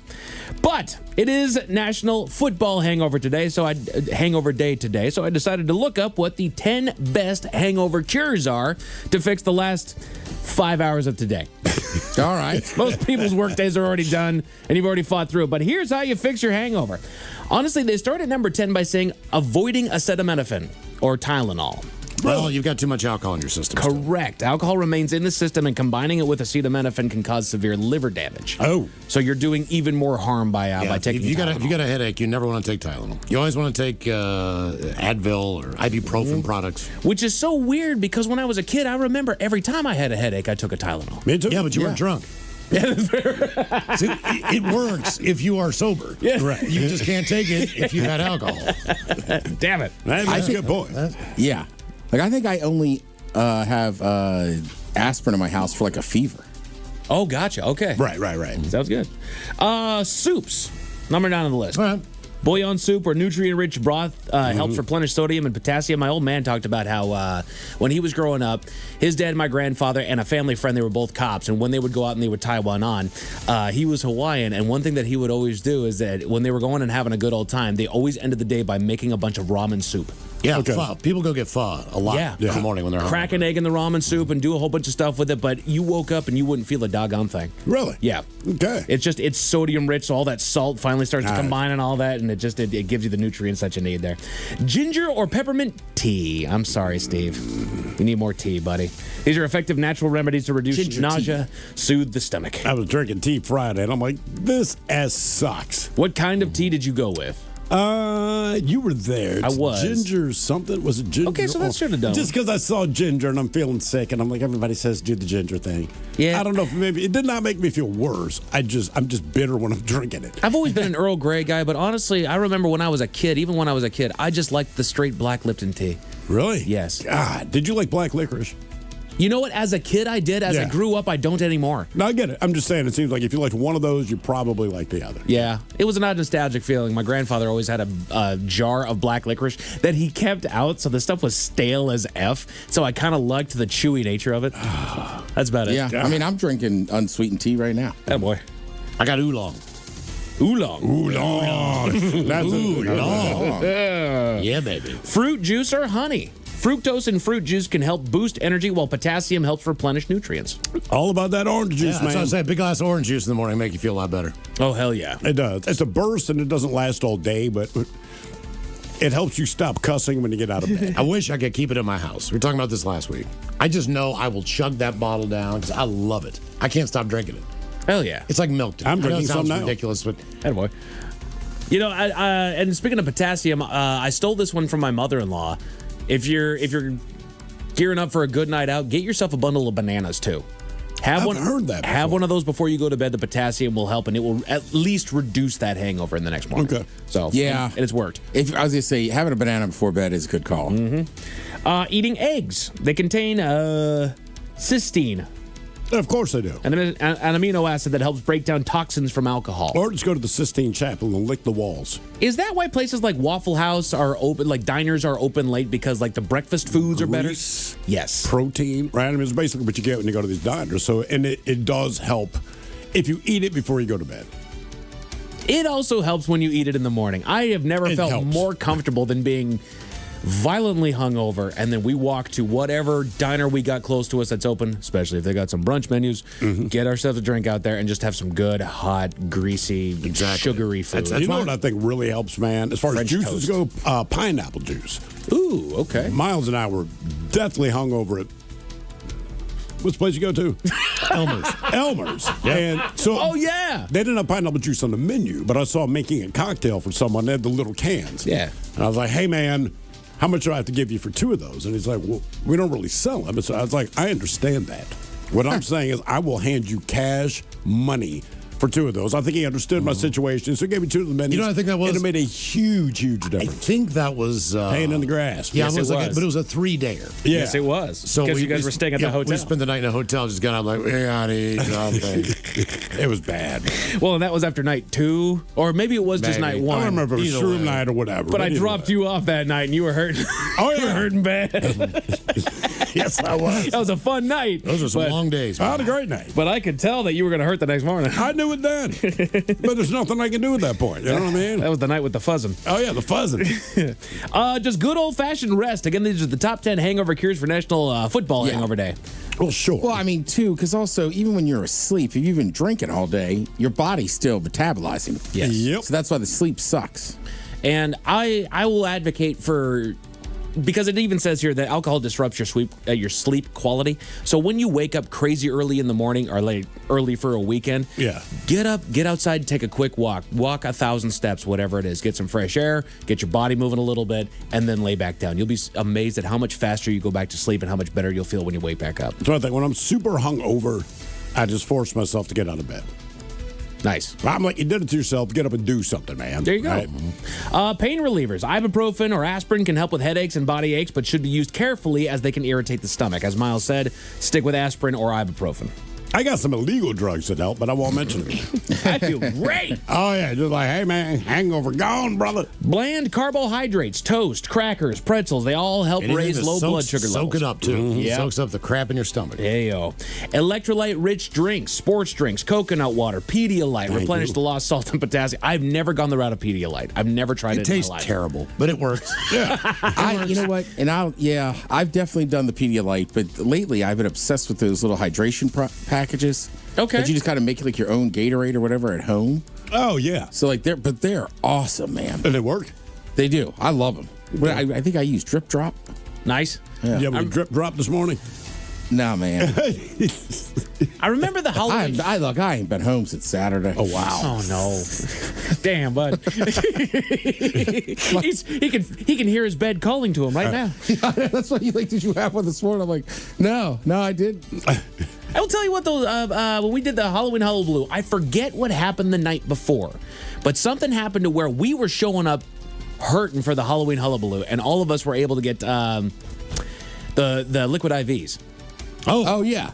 I don't remember what we did the day before, but all of us, we had like a staff party or something like that. I don't know what it was, but all of us, the morning show and all of us here, we were all hurting. So we did something that night. That might have been live night. That might have been some sort of a fun event night. I don't know, but all of us were hurting that day. Did you get hooked up with IVs one time in Vegas? No, we did them we did real IVs down in the dust and burning. Right, yeah. Okay, and because my buddy worked in that industry, so he just had a bunch of bags, and then they were awesome. We'd put them in the fridge to cool them down. Yeah. And at first, people were like, "You guys are insane." I'm like, "Well, he's a professional. Like, he had been a fireman for 20 years, sure, and an EMT, so he knows what he's doing." But by the time we were doing them later in the week, people were like, could I get one? We're like, yeah, dude, you'll feel 1,000 times better. I've wanted to try them like down in Vegas, but it's too expensive to do it. But I've always what kind of price do they charge? Like $130. I'll give you 200. Okay, put me front in line. I might be wrong. My Vegas hangovers is different than most of them. I mean, I know that's one of the secrets for one of the biggest DJs in the world. Oh yeah, is that he travels with like some buddies and a med team, and they literally do IVs before they go out the next morning. Wow. And then I'll leave you with this last and final hangover cure on this National Football Hangover Day. It's easy. Hydrate with water. Yeah. Alcohol causes fluid loss. Sipping water throughout the day is essential to counter dehydration. I've gotten into the habit of taking a tumbler of water to bed with me. I will chug one before I go to bed. I know I'm going to wake up at 3 a.m. and have to pee. Doesn't matter. So it doesn't matter. I'll sip some more after that because no matter how much water you drink before you go to bed, you're going to wake up in a few hours. That's the thing about water. And look, I'm a big fan of water just in general. Yeah. But as far as a hangover goes, I know it's the right thing to do, and I would drink it throughout the day. But its help is kind of, I don't know, it's kind of like from the outside. Like orange juice, pineapple juice, like boom. All right, let's roll. Water's like, look, I got you. Right. You ain't going to feel better for a hot minute, but I'm doing you some good. And hair of the dog helps as well, which is I'm pretty sure that's going to help out in just a few minutes here. But a daycare worker in Illinois had an interesting fix for days that she got a little too overwhelmed. Miles, what was that? Tell you all about it at 5:50. Thank you, sir. Headlines are coming up at 5:50. In the meantime, have we made it to drinking time? Somebody out there deserves to be recognized. And the men's room knows just who it is. So to you, we say, bottoms up, sailor. You're the toast of our shot of the day. Drink time it is, and as usual, we head to the drink desk and Steve at Thrill Hill to find out who we're toasting. Yes, indeed, and it goes without saying. Look, today we toast your Seattle Seahawks, right? It's that easy. They went to Super Bowl 60, and they won the frickin' thing. So congratulations to the Hawks. As a Ravens fan, I'd say Coach McDonald for proving the point that a strong running game plus a crushing defense wins championships. And you hear every football pundit say that every week, every NFL game. If anyone needed proof, that is what you saw yesterday. Kenneth Walker plus that defense, done. I mean, done, man. There was nothing else that needed to happen there. Good on you, the quarterback there for Sam Darnold. At least he threw a touchdown pass. He wasn't like quote unquote needed in that game. He didn't have to have some standout game. Just don't fumble the ball, throw a pick. Kicker broke the NFL scoring record. Kicker broke the NFL scoring record. Myers. The punter, not that you want to see your punter on the field, but you're playing a solid defense. That guy's punts and where he placed them, I'm like, this is actually ridiculous. Like, I actually got excited to watch him punt, which you never say, because I'm like, they're not going to get the ball and it's going to roll out at like the 4. I mean, every freaking time. But the defense was outstanding. One of the 3 best that I have seen personally. And Kenneth Walker, man, superb. Superb enough that he was the Super Bowl 60 MVP, which, in case you don't know, first running back to earn it in how many years? Oh, God. 10, 20?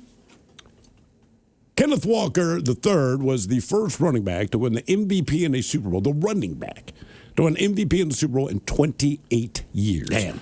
To give you an idea of what that man did out there in that field. And if you don't believe me, ask the Patriots defense. But hey, congratulations to the Hawks, man. I knew what was happening, but damn, Damn, that defense. I want to give a special shout out to my guy, A.J. Barner, scoring the only offensive touchdown called pass. that based on Gruden, right? You should have bet on it. I should have bet on it. What are you doing? Oh, do any of you guys, my wife, I wish I could remember. My wife said, do you know A.J. Barner's middle name? My response was like, no. She goes, so the J is his middle name. Mike, can you look it up real quick? I cannot remember what it was, but I'm like, A.J. Barner, are you sure? She said yes. And then she Googled it and showed me. It's just not what you would think. Albert Frank Barner. No. Hang on. Hello. No, hang on. I'm wondering here. Let's see what we got here. It's fantastic. I'm not seeing anything as far as his name. All right. I'll try to look it up for you after Damn the it. show. But in the meantime, we pour this booze and we drink this booze because we think it's yummy. Yummy. So over the tongue and down the throat to party in our tummies. Down the hola bichola. Javante.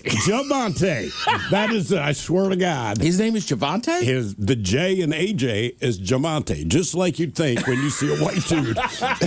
It is Javante. I was like, what? That's wild. Yeah. Let's get a contestant on the line now for Profile This, 206-803-ROCK. Profile This is next.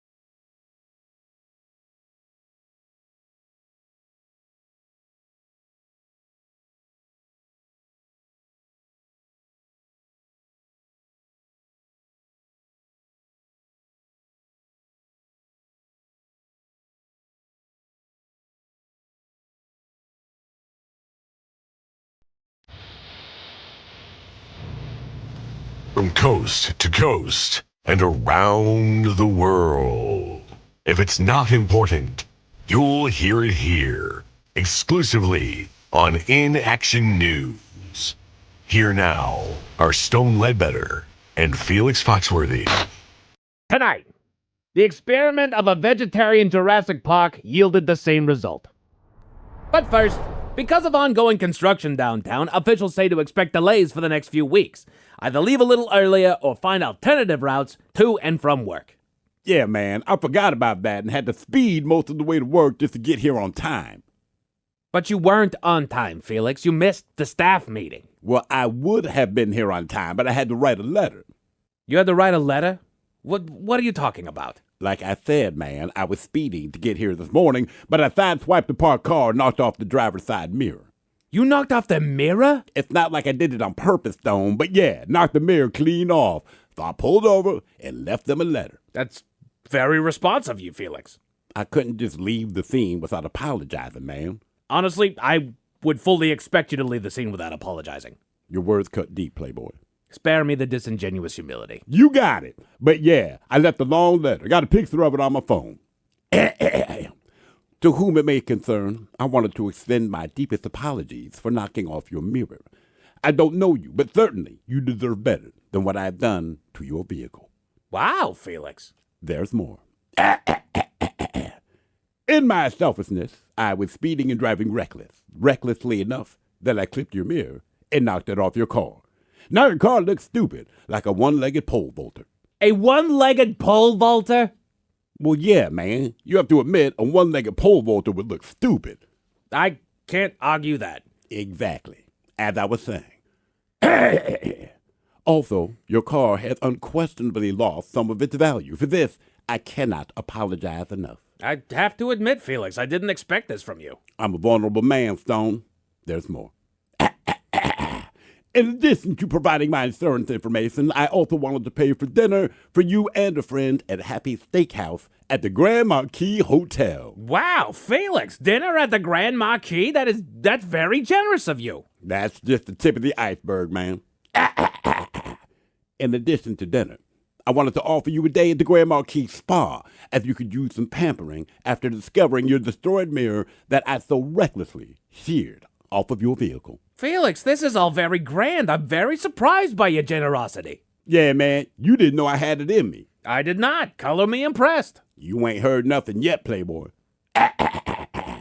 Finally, as a token of my profound remorse, I will pay for a 10-day Mediterranean cruise for you and a person of your choosing. Holy cow, Felix. This is all very generous. It is, man. It really is. You're offering all of this for sideswiping their mirror? That is correct.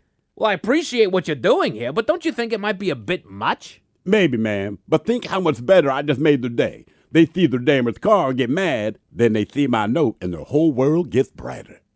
You know, when you put it like that, it's actually quite inspiring. You really think so? Absolutely. Actually, hearing your letter and really thinking about all that you've offered motivates me to want to do something positive and unexpected for someone else. I'm glad you feel that way, Playboy. Please accept my apology, and please reach out at your earliest convenience. Here is my personal phone number. I'll be expecting your call. Sincerely, Stone Ledbetter. What?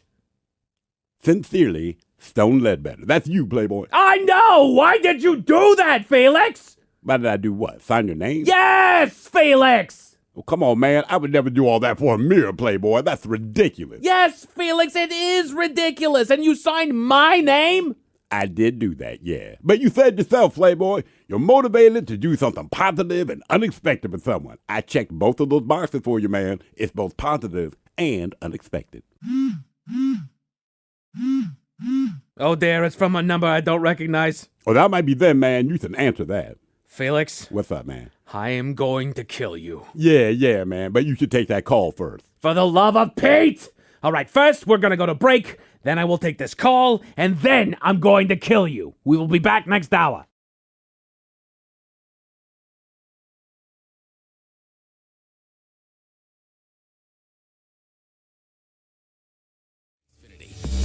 The Men's Room presents Profile This. And Stephen Thrillhill, could you please tell everyone how Profile This is played? I sure can, Miles. It's a simple game where we share with you a real-life news story. Something that happened right here on planet Earth.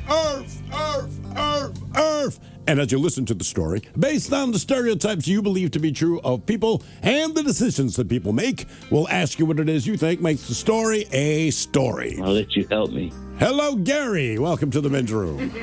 Hola, my brothers. Hola. In the day. All right, Gary, you understand how this here game is played?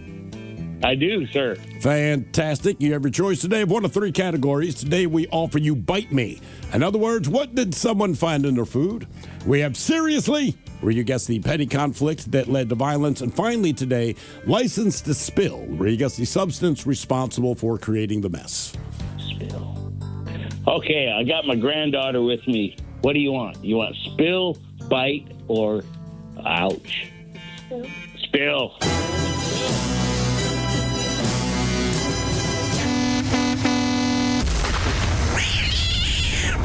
Here we go.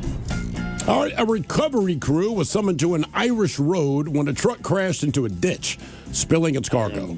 Now, the driver was not injured, but the crash cost approximately $70,000 worth of cargo to be spilled. Crews from the, Burnfoot-based McLaughlin's Light and Heavy Recovery Services, they were brought in to clear the wreckage. A crane was also brought into the scene to lift the truck and the trailer upright. They estimated about 95% of the cargo was recovered during the 18-hour recovery effort. The question is, what was the truck hauling that needed to be recovered? Was it bees? Was it crabs? Was it styrofoam peanuts? Or was it emus? So bees, crabs, styrofoam peanuts, or emus? That was wacky Irish. Going with bees. You going with bees? Going bees. Bees. Where'd you say it was again? This is in Ireland. I'm not sure what part. The McLaughlin area. McLaughlin. Yeah, that helps me out a ton. It helps nobody. I'm gonna go crabs, Ted. Crabs. I don't know why. I'm going to say would you say styrofoam peanuts? Styrofoam peanuts. Sure. Styrofoam peanuts it is. What was spilled all over the ditch there that took 18 hours to clean up? Was it bees, crabs, styrofoam peanuts, or emus? We'll find out next. That was a tease. You are listening to The Men's Room.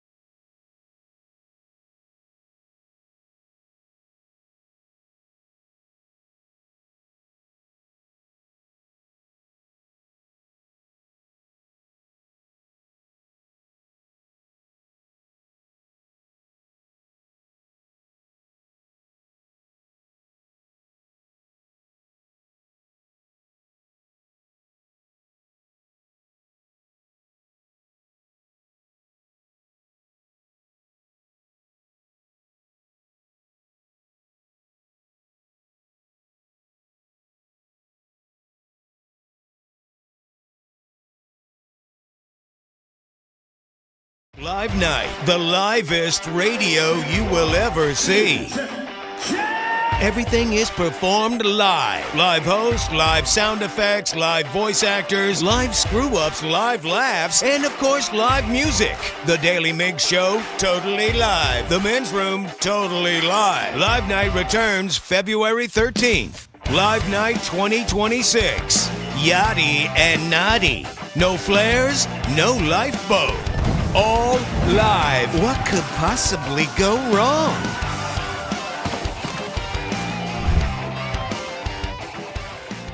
Now, you can watch The Men's Room live on YouTube. Subscribe at KISW Rock. The Men's Room titillates your ears when you listen on the radio or Odyssey app. Teases your taste buds when enjoying Men's Room IPA. And now, you can watch The Men's Room live on YouTube. It's as close to actually being in the studio as you can get. Thanks to The Incident. Touch and smell unavailable. Find us on YouTube and subscribe at KISW Rock from Seattle's Sensory Annihilation Station.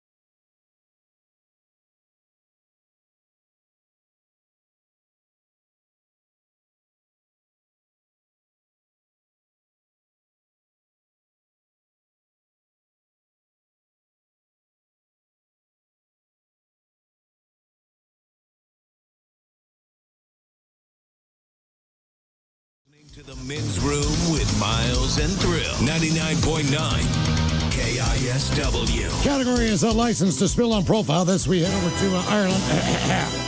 Recovery crews summoned after cargo spilled into a ditch. It took them 18 hours to clean up. But as you said, 95% of the cargo was successfully recovered? Correct. Question is, what was spilled in that ditch? Was it bees, crabs, styrofoam peanuts, or emus? And let us start with D. Ted Smith. You went with the old styrofoam peanuts. It was not styrofoam peanuts. All right. We now go to Gary. You said bees. Not a bad guess, but not bees in this case. Miles, you went crabs. I went crabs. The old Come on. Irish crabs. Yes, indeed. Huh. Wonder why they don't have any crab in their food then. I don't. And they were all living crabs, by That's the what I'm way. saying. So when he said they weren't frozen yet, so like when this truck went over, like there's a bunch of sideways running. Why isn't there like a clam and crab chowder? I don't know. Or anything. I feel like if you got crabs, use crab on your local menu. I mean, I think if you were in Ireland, you'd probably go to a restaurant and eat seafood. Okay. Yeah, We probably. just traditionally, our Irish pubs and stuff just aren't, it's like fish and chips. Do you have Irish nachos? No, Mike. Sure don't. That Now would for be all kinda TV funny. news all the time, and it's time for TV Time with Ted. And now, because your pathetic life is confined to countless hours in front of a talking box, the Men's Room presents TV Time with Ted. Well, obviously, talk a little bit about the Super Bowl since it was a tremendous victory yesterday for your Seattle Seahawks. Let's see. I think let's start with just the final call there, Mike, at the end of the game. If you got it in there. And that will do it. Seattle reigns above them all in the NFL. The Seahawks, Super Bowl champions for the second time. I mean, it's just awesome. Yeah. Right? Yeah. And like we were saying, I thought for sure, I was confident they could win a Super Bowl in 3 years with Coach McDonald. Doing it in 2 is unbelievable. Yeah, I mean, he even said, like, this is crazy. Right. And then, I go back to a year ago, running into him and Cal Raleigh backstage and just talking football with that guy was just awesome. And you realize how little you know, in spite of how much you know. Correct. I mean, he wasn't like I just asked him, I said, look, I'm a bit of a nerd. I got to ask you about like working for the Ravens and like you guys were so close. And he's like, yeah, because there was nothing to say. He goes, we had planned from April with that team. He goes, and somebody was like, do you think you were going? He goes, I knew we were going to that Super Bowl. He goes, Right. and then you don't. You don't. He was like, it was crushing. There wasn't much to say. He's six years your junior. Did you give him any life advice? No, but his wife is from Northern Virginia, so my brother lives over there. So we chatted about that kind of stuff. And again, nice dude and everything. Kind of honestly unassuming, right? And then, but just you're right. Hearing that guy talk about football, you're just like, holy cow, they know. Right. They know so much more. Yes. And then, when I was leaving, I was like, all right, I got kind of one drunk one for you. He's like, what's that? And I was like, we got to start throwing the slant more. He's like, the slant? I was like, yeah, man, I love the sluggo route. He's like, okay. All right. Yeah, like, all right. Okay. Almost like he pats you on the head. Hey, thank you. Well, that was the other thing. I asked him about something else, and he goes, yeah, you football nerds like it. It's not that important. I was like, damn. But I think also for Sam Darnold to go out there and play, I mean, look, he did what he had to do. Yeah, He did the whole season. Right. I heard the stat today. 35-5 over the last 2 years. And one of the teams cut him. Minnesota. Yeah. Well, they let him go. Well, Essentially. Yeah. I mean, right. If you're some of those guys in that Minnesota locker room, you got to be thinking, like, what in the hell? Just the receivers and the offensive line. Yeah. But, Sam If you're Darnold Josh also- Allen, if you're Lamar Jackson, if you're any of the people that were drafted in the same class that he was, you got to be thinking to yourself, I'll be damned. He won it before any of us. Yeah. Because the Bills have been there for the last few years. Sure. Ravens always kind of had a shot. Last year they sucked. But for the most you part, play with heart. Don't be a bitch and get a good team. Yeah. I mean, honestly, obviously it's more difficult than that. But both the Ravens and the Bills, you guys fall apart at the same point every year. I say Baker Mayfield was drafted before him. There's some mental toughness you don't have. This team put it on display for the NFL. Like, Correct. That's how you win. And he was famous for that game 5 years ago, saying, I'm seeing ghosts out there, which also, I think people use that term. Everybody's but they made fun of him forever and ever. He's just the only quarterback to admit it. Right. Trust me, you hit them twice in the game, they're seeing ghosts, brother. It changes everything. But obviously, you're always going to talk, even though he wasn't MVP, you always want to talk to the quarterback after. It's unbelievable. Everything that's happened in my career, but to do it with this team, I wouldn't want it any other way. All my teammates, all my coaches I've ever had, always believing in me. I've always believed in myself because of my family and my friends. So it's as simple as that. As long as you believe in yourself, anything's possible. It's also cool to see, like, just The old Super Bowl team from the 2 Super Bowls, the Legion of Boom, all these guys are fired up. Michael Bennett's fired up. It's almost like they're still playing. Marshawn Lynch is fired up. Everybody, the only person I didn't see from the past was Russell Wilson. Mm-hmm. He was at the game. Was he at the game? Yeah, I saw a video of him. He wasn't wearing he was just wearing regular clothes. Of course. But yeah, they caught somebody just had a quick camera interaction. Oh, good. See, it's like a reunion. Right. He was like, let's go, go Hawks. So it's like, yeah, why not? I don't even know. Is he still technically a Jet? A Giant. Or Giant? I don't know. You can only wish the best for that guy. You don't. I don't want to see him not do well. He did so well here and had so many good years. Yeah, you hope he's got a year or 2 left. You can do. Yeah. I mean, I don't have a lot of sympathy for these guys. You can do as well as you can do. Mm-hmm. I mean, look, for those guys, it's always going to suck losing that Super Bowl the way they did on that pass, right? Sure. But I think for the fans and for the organization, it's just so nice that, look, that interception is one of the greatest plays in Super Bowl history. They show it constantly every year when that Super Bowl comes up. So for the last decade, you would just kind of get kicked in the mouth and you got to take it. Yeah, he was there. Butler was there. But now it takes the sting out. That's what I would say. Because now it's officially the past. You're like, right. It's like, all right, we got another one. And it was against the Patriots. So it was like, all right, everything, you know what I mean? It just set up so perfect, right? You got to win this. You got to win the division, the last game of the season down to the Niners. You do that, right? Then you come back and get those Niners again in the playoff and just beat the brakes off them. Mm-hmm. Then you get the Rams to come in for a championship game. They're the only team you really had trouble with all year. You beat them, and then you get to avenge this awful loss in the Niners' house. I mean, I just don't know if you could draw up a script any better than they did there. All right, here's some interesting facts. Sam Darnold became the first quarterback to win a Super Bowl after playing for at least 5 different teams. Well, I believe that. Yeah. And he's not 39 years old. I mean, he's still reasonably every year. 30 yet. I don't Almost every year, different team, different offensive coordinator, different offense. The best thing that happened to him is that the Jets cut him. And listen, if you're a future Jets player, that will be true of you too. The best thing that'll happen in your NFL career is that the Jets don't want you. Then you can go play for someone who actually means it.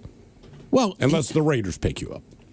Right, and I think it begs the question, just like these organizations, it does matter where you go. It does matter where you go, but the thing, the Jets don't know what they're doing. I don't even qualify them as an NFL franchise, but with Minnesota, the dude went 14-3. Yes, he choked in the last game. Guess what? Talk to Lamar, talk to Josh Allen about choking deep in the playoffs. They still got a game. You try to right the ship, but then you went with J.J. McCarthy, and the offense on your team was pissed because they didn't want to lose Darnold in the first place. And now they're just looking at the front office going guys, this is why. This is what we're talking about. The 49ers. Sure, but he was there as a backup. Yeah. So I get it there. Right. But I go dude, it's Carolina didn't know what they were doing for a while. They've sort of figured it out. Said the Jets are a joke, but with Minnesota, guys, yes, you want to win the Super Bowl every year. You know what most people don't do? That. But the dude came in and put you at 14-3. Yeah. You let him go, and the Hawks are like, cool. Right. And now he's got that shiny ring. Seahawks were underdog or 4-point favorite, 4.5-point favorites going into the game. They broke a streak of underdogs, winning 3 straight Super Bowls. Okay. I guess this is different. The Pats were wearing their white jerseys, white pants that they had never worn in a Super Bowl before. They never will again. Probably not. I mean, the fans will make that clear. Guys, it could be 40 years from now. And never go back. It's 40 years later. Someone's going to be do not wear that same outfit. Yeah. Man. And the Seahawks. We're all superstitious. Don't do it. The Seahawks uniforms look awesome. Well, then you get a lot of grass. I love that combo. It just looks good. Seahawks were up 9 points, 9-0 heading into halftime, which means teams are now 0-15 in the Super Bowl if they're scoreless at half. It doesn't look good if you haven't scored, man. Correct. And usually it's either dysfunction on the offense, which was not the case, or you were just getting a push back in by the defense, which was definitely the case yesterday. Seahawks only trailed for 1 minute and 35 seconds the entire postseason. Oh, postseason. Postseason. Okay. Right. Damn. That's the 5th least amount, but nobody's done that in 35 years. Just basically they just don't. That's ridiculous. Well, you remember the Rams game, right? I mean, it was kind of going back and forth, and then I thought that we really were in trouble. They just scored a touchdown, and then boom, they would just march back down. Yep. Seahawks are the first Super Bowl team to go their entire postseason without a turnover. Damn. So they never committed a turnover. They got some. Sure. Right? right? And capitalized on that. No fumbles and Darnold. That is impressive, man. What do we know? And what do we know about next year? I know the last time the Seahawks were in the Super Bowl, we did the kickoff thing. It was down at the stadium. Doesn't the Super Bowl champion come out and play that first game? Generally. And they have a huge party and all that stuff. Yeah. It's like a Thursday night game or whatever the deal is. So, right, generally, you're right. The season should start here on like that Thursday night game. Right. And it should be a giant It should be a party down there, like that band's perform. Who do you think you play? Do you play the Patriots again, or do you play like the Rams? Like typically, the Super Bowl will play a team of decent caliber. I would almost think it's got to be the Rams or the Niners. So we already know who our opponents are going to be. Give me a second here. Let this open up. So our home opponents, we obviously got all of our division. We got the Cowboys coming to town, the Giants, the Chiefs, the Chargers, the Bears, and the Patriots. They might stick to it might take the should be the Patriots. Patriots. It should be the Patriots. And just run it back right then. Yeah, exactly. Yeah, that's not a bad call. Speaking of running back, and hope they don't stick you with the Cowboys. The Cowboys are so bad. The Cowboys suck. Yeah, I think the NFL Network will replay the game. Oh yeah. So I'm going to catch it again. I'm going to sit down and watch that thing again from start to finish and just take it in. I will probably. I recorded it. I might watch part of it tonight when I get home. Just watch that defense, man. I could have masturbated to that defense. I love good defense, and I'm just like, my God, these guys are good. Let's see. The Seahawks went 11-0 across the season when scoring first. Basically, they're the only team that did that. If they score, take a lead in the game, they just keep it. Yeah, the defense. I'm telling you, man, they just choke you the F out. I like, though, they said, a lot of people were caught in the middle trying to decide on who they wanted to cheer for. I was going to say, if you were literally halfway between Seattle and Foxborough, you would have been in Fergus Falls, Minnesota. Ooh, lucky you. Yeah. I don't know. Like, where do you want to meet? Meet me in Fergus Falls, dude. What are they saying? 14 degrees there last week or something? 10 degrees? Yeah, woman getting off the elevator. Okay. Conversation came up, and she's like, well, actually, I'm loving the weather or something. Because I'm from Minnesota, I'm here in business. It's 14 degrees. It's like, she's from there, and she's bitching about the cold. I mean, damn. They claim there's cold, and then there's like these Midwest cold. Right. And these winters and stuff. So I'm with you. I've never been up there in the wintertime. That's why Vikings live there. That's probably why. Well, and I think Minneapolis has a ton of stuff underground, too, right? I believe they do. Kind of like Toronto. They have a habit trail walkway system up top as well. Yeah. So you can just walk in between buildings. Kind of like one giant mall, essentially. But yeah, I don't know. There's not much more else to say, right? Just awesome weekend. Good for the Seahawks. An absolute everybody dominating performance. Right. I mean, even just Saturday and Sunday before the game, everybody you talked to was just in a great mood. Oh yeah. I saw so many pop-up stands selling stuff. I mean, it was just awesome. What's your first gear item you're gonna get? I don't know. I'm trying to decide. I got to get a hat and a shirt. And then I got quick. They were already advertising last night. I know. And I got to get one for my mom, too. Because my mom will just wear Seahawks stuff. Because I'm her son. But it annoys the other people in my family. Oh, they get the champion stuff, man. Absolutely. And I always go, you guys are Commanders fans. You're not familiar with these Super Bowls. Good luck. Thank you, Ted. We appreciate it. You're listening to The Men's Room. Here's your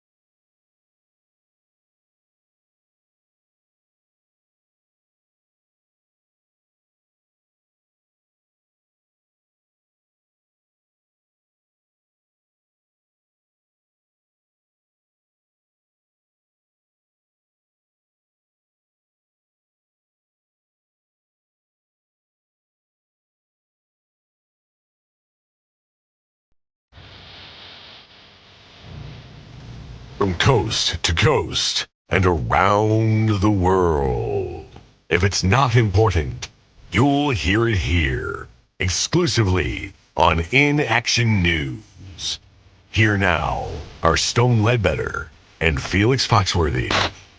Tonight, the experiment of a vegetarian Jurassic Park yielded the same result.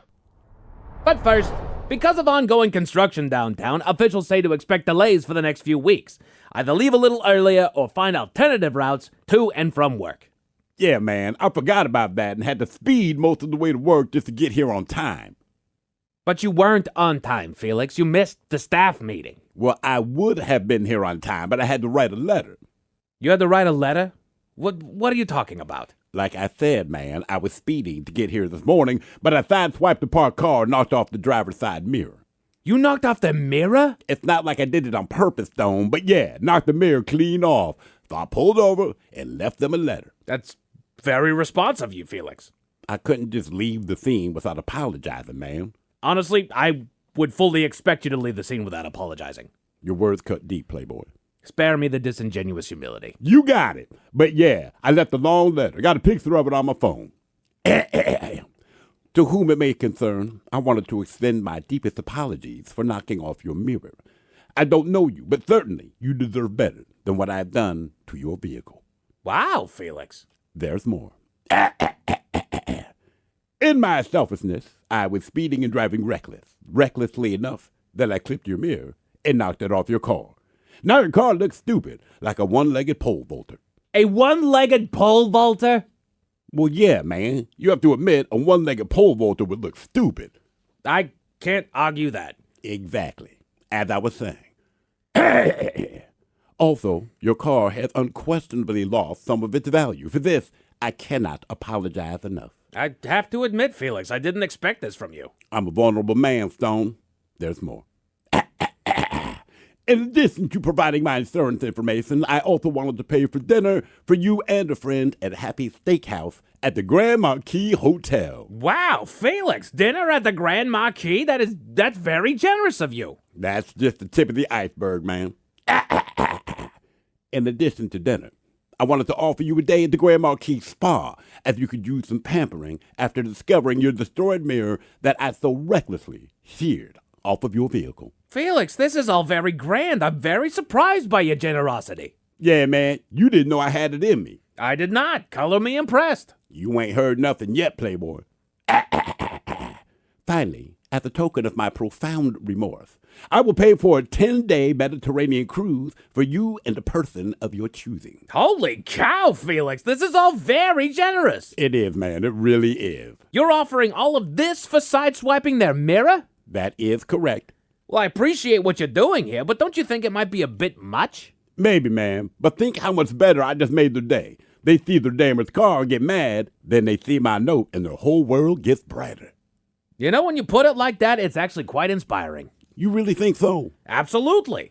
Actually, hearing your letter and really thinking about all that you've offered motivates me to want to do something positive and unexpected for someone else. I'm glad you feel that way, Playboy. Please accept my apology, and please reach out at your earliest convenience. Here is my personal phone number. I'll be expecting your call. Sincerely, Stone Ledbetter. What?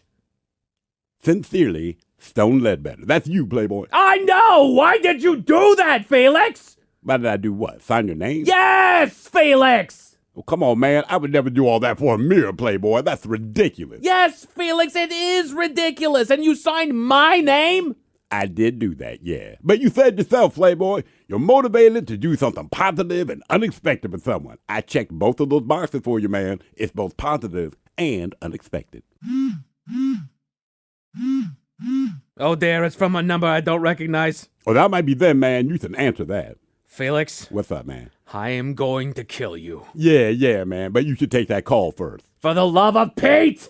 All right, first, we're going to go to break. Then I will take this call, and then I'm going to kill you. We will be back next hour. From coast to coast and around the world. If it's not important, you'll hear it here, exclusively on In Action News. Here now are Stone Ledbetter and Felix Foxworthy. Making headlines, a relentless group of citizen sleuths have tracked down the people who tested preparations A through G. But first, we begin with sad news from the music world. Now, Felix, I know you're a big fan of jazz. I am, man. Grew up listening to it with my pops. Still love it to this day, Playboy. Well, the jazz community is mourning the loss of one of their own. Oh, no. Tell me it wasn't Stevie Loose Stools Graham. No. Freddie Big Gums Johnson? No. Ronnie Hammer Toes Lewis? No. Douglas Brown Tooth O'Neill? No. Arthur Wonky Leg Williams? Wonky legs? Leg, man. He only got one leg, but that leg is wonky. I see. No. Curtis Stank Breath St. Thomas? No. Cole the Unibrow Carterway? No. Benny Ashy Knees Maxwell? Ashy knees? Yeah, man. Benny looked like he wearing powdered donuts for knee pads. Brother needs to moisturize. Understood. And no. Ricky Stinkfinger Purnell? No. Felix, I could just tell you. Not Tony Butt Sweat Mingus? No. Tony Butt Sweat Mingus? Yeah, man. Tony Butt Sweat Mingus. Tony got a sweaty backside, Playboy. He and his sweaty backside are alive and well. Frankie Bubble Guts Tanner? No. Tommy Pimpleneck Wells? No. Eddie Lazy Eye Curtis? No. Bobby Biscuit Lip Lipshits? No. Mookie, don't ask me why my hands are wet, Thomas. Don't ask me why my hands are wet? That was his nickname? Yeah, man, Mookie always had wet hands and nobody knows why. Rumor has it that a man in Reno once asked Mookie, "Mookie, why are your hands so wet?" And then Mookie stabbed him in the neck. That is stupid, but he is still alive. Okay, well, Mookie might be. Never heard about the man he stabbed in the neck. Oh, Terrence Crooked Foot Wiley. Crooked Foot dead. No, he is not. He actually has a show at the casino next month. Oh, yeah? Yes, on the 14th. You want to go, Playboy? Count me in. Put it on the calendar. Calvin Man Boobs McGregor. No. Today the jazz community said goodbye to the legendary one-armed Willie Masters. Oh, damn. Yes. One-armed Willie Masters was a great, maybe the greatest jazz banjo player ever. Truly I was. can't believe he's gone, man. Did you say jazz banjo? Yeah, girl. Greatest there ever was. I've never heard of jazz banjo. I don't care who you are. If you heard one-armed Willie play jazz banjo, you be a fan of jazz banjo, too. How did he play the banjo with only one arm? He played with his feet, Bonnie. How a man gonna play banjo with one arm? Come on, girl. Well, the great one-armed Willie Masters passed away earlier today because of complications from having been stabbed 17 times by a prostitute he underpaid. Yeah, that sounds about right for Willie. It's a sad day indeed with his passing. Not just for the world of jazz, not just for the world of music, but for the world at large. Amen, man. He'll be laid to rest next week. One-armed Willie would be eulogized by his longtime writing partner, Walter Three Flushes Conway, and the great Malcolm Possum Throat Miller will perform Amazing Grace. I missed the yacht already, Playboy. You're not alone, my friend. We'll be back in an hour. Now, let's see what's happening in the real world. All right, here we go. Once again, a kid climbs into a claw machine. And this time, he appears to be having an amazing time. Oh, yeah. Meanwhile, a daycare worker tries to send kids home with a diaper full of slime. Startup company figures out a way to make furniture from the ocean floor because of a snow pile on an 18-wheeler. A traffic light is no more. And Orlando police seize enough drug money to buy an ice cream truck. So what do? They go and buy an ice cream truck. It is time for your headlines. Now, it's time to hit the headlines. Here's my car. All right, our top story, we're going to Illinois, where daycare work can get a little overwhelming. Several parents contacted local authorities after their children were suffering gastric distress. While some thought that it was some sort of virus, they all had the common denominator that all of their children were coming from the same daycare center. It didn't take long to figure out that it wasn't some random bug floating around the group, but it turned out to be the teacher herself.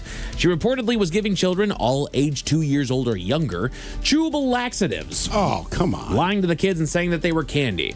She turned herself into authorities after charges were brought against her and admitted that she was she was dosing the children so that they would be sent home because she was too overwhelmed at work.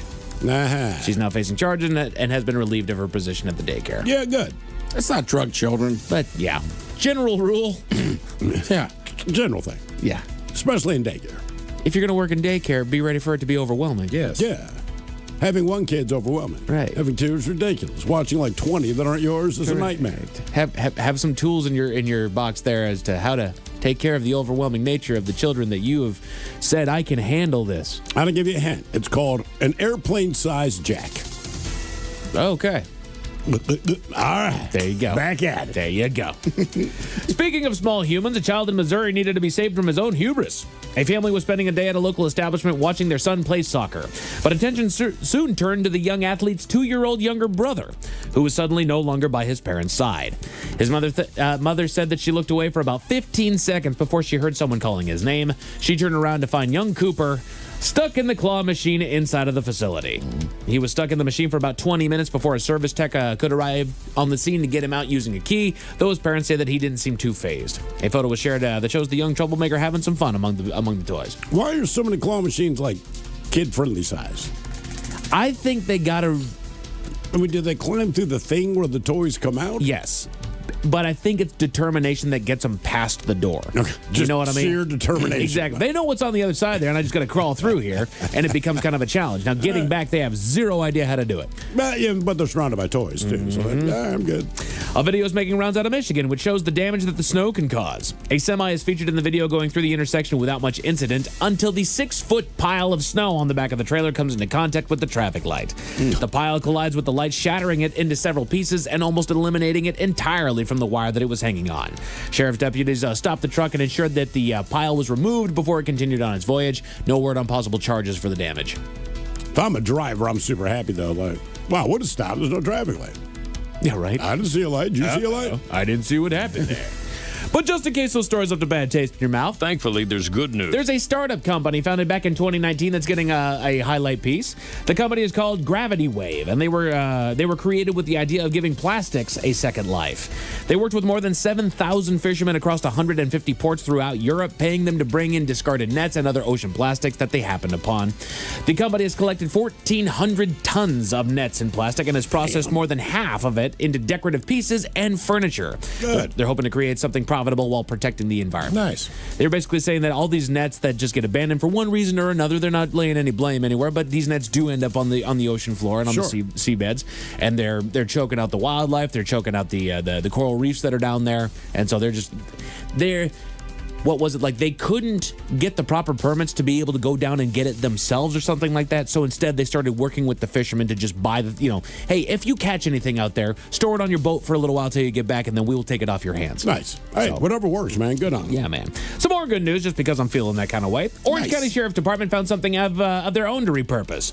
They took to social media to announce a new vehicle in their fleet. They admitted that the new vehicle came without cost to the local taxpayers, as it was bought entirely from money seized from drug dealers.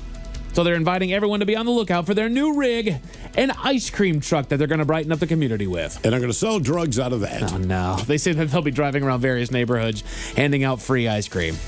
I love the idea. I do too, man. Here you go, man. The kids. Enjoy that. Neener. Neener. Men's Room Sports, in case you missed, all of the local media, the shows this morning, the show this afternoon, the shot of the day, and basically all the fireworks that you heard going off last night. Your Seattle Seahawks came out victorious in Super Bowl 60 to be the NFL champions of this particular season. Well done, boys. Proud of them. That was a hell of a game, hell of a showing out there. The redemption tour is finished. We beat the 49ers. Yeah. They beat the Rams. They wiped that blemish off, at least eased it a bit. That will always be a part of our history, but now we got it. But it hurts less. It hurts a little less. It hurts a lot less. That's all. Now it's just a scar. It's not a scab. Exactly. You know what I mean? You're not picking at it anymore. It's just, hey, it happened. We're done. Correct. We've corrected it. Now we'll look back on that and just, oh, man, that was awful. That was stupid. It doesn't sting quite as bad anymore. Exactly. As far as what you're going to watch tonight, we got Olympic coverage on NBC and USA. I am going to say, I talked to Ted and our buddy Marshawn yesterday about it. Over on Peacock, they got something called Gold Zone. You've heard of Red Zone, where where you can watch football, right? Yeah. Same thing, but with Olympic coverage. Oh, okay. It's great. It's got the same people as well. That's over on Peacock. College hoops over on ESPN and CBS Sports, and pro basketball over on Peacock as well. As far as your weather, there's a chance of a couple showers overnight with a low of 37 tonight. Tomorrow, they're predicting a beautiful sunny day with a high of 54. That's it for your headlines. With that, Mike Hawk is out. Tomorrow, getting Yachty and Naughty on Sit and Spin with Terry Daly and Steve Miggs from the Daily Mix Morning Show. The lovely Jolene is up in just seconds. Yes, indeed. It's all true. But in the meantime, well, we be all about this match. So until tomorrow, please do what you do best. And for Aletha's sake, stay beautiful. The Men's Room has been taped before a live studio audience. Wardrobe and makeup provided by Mantastic Limited. This has been a presentation of the Men's Room Radio Network. Oh, man! A Double Flush production.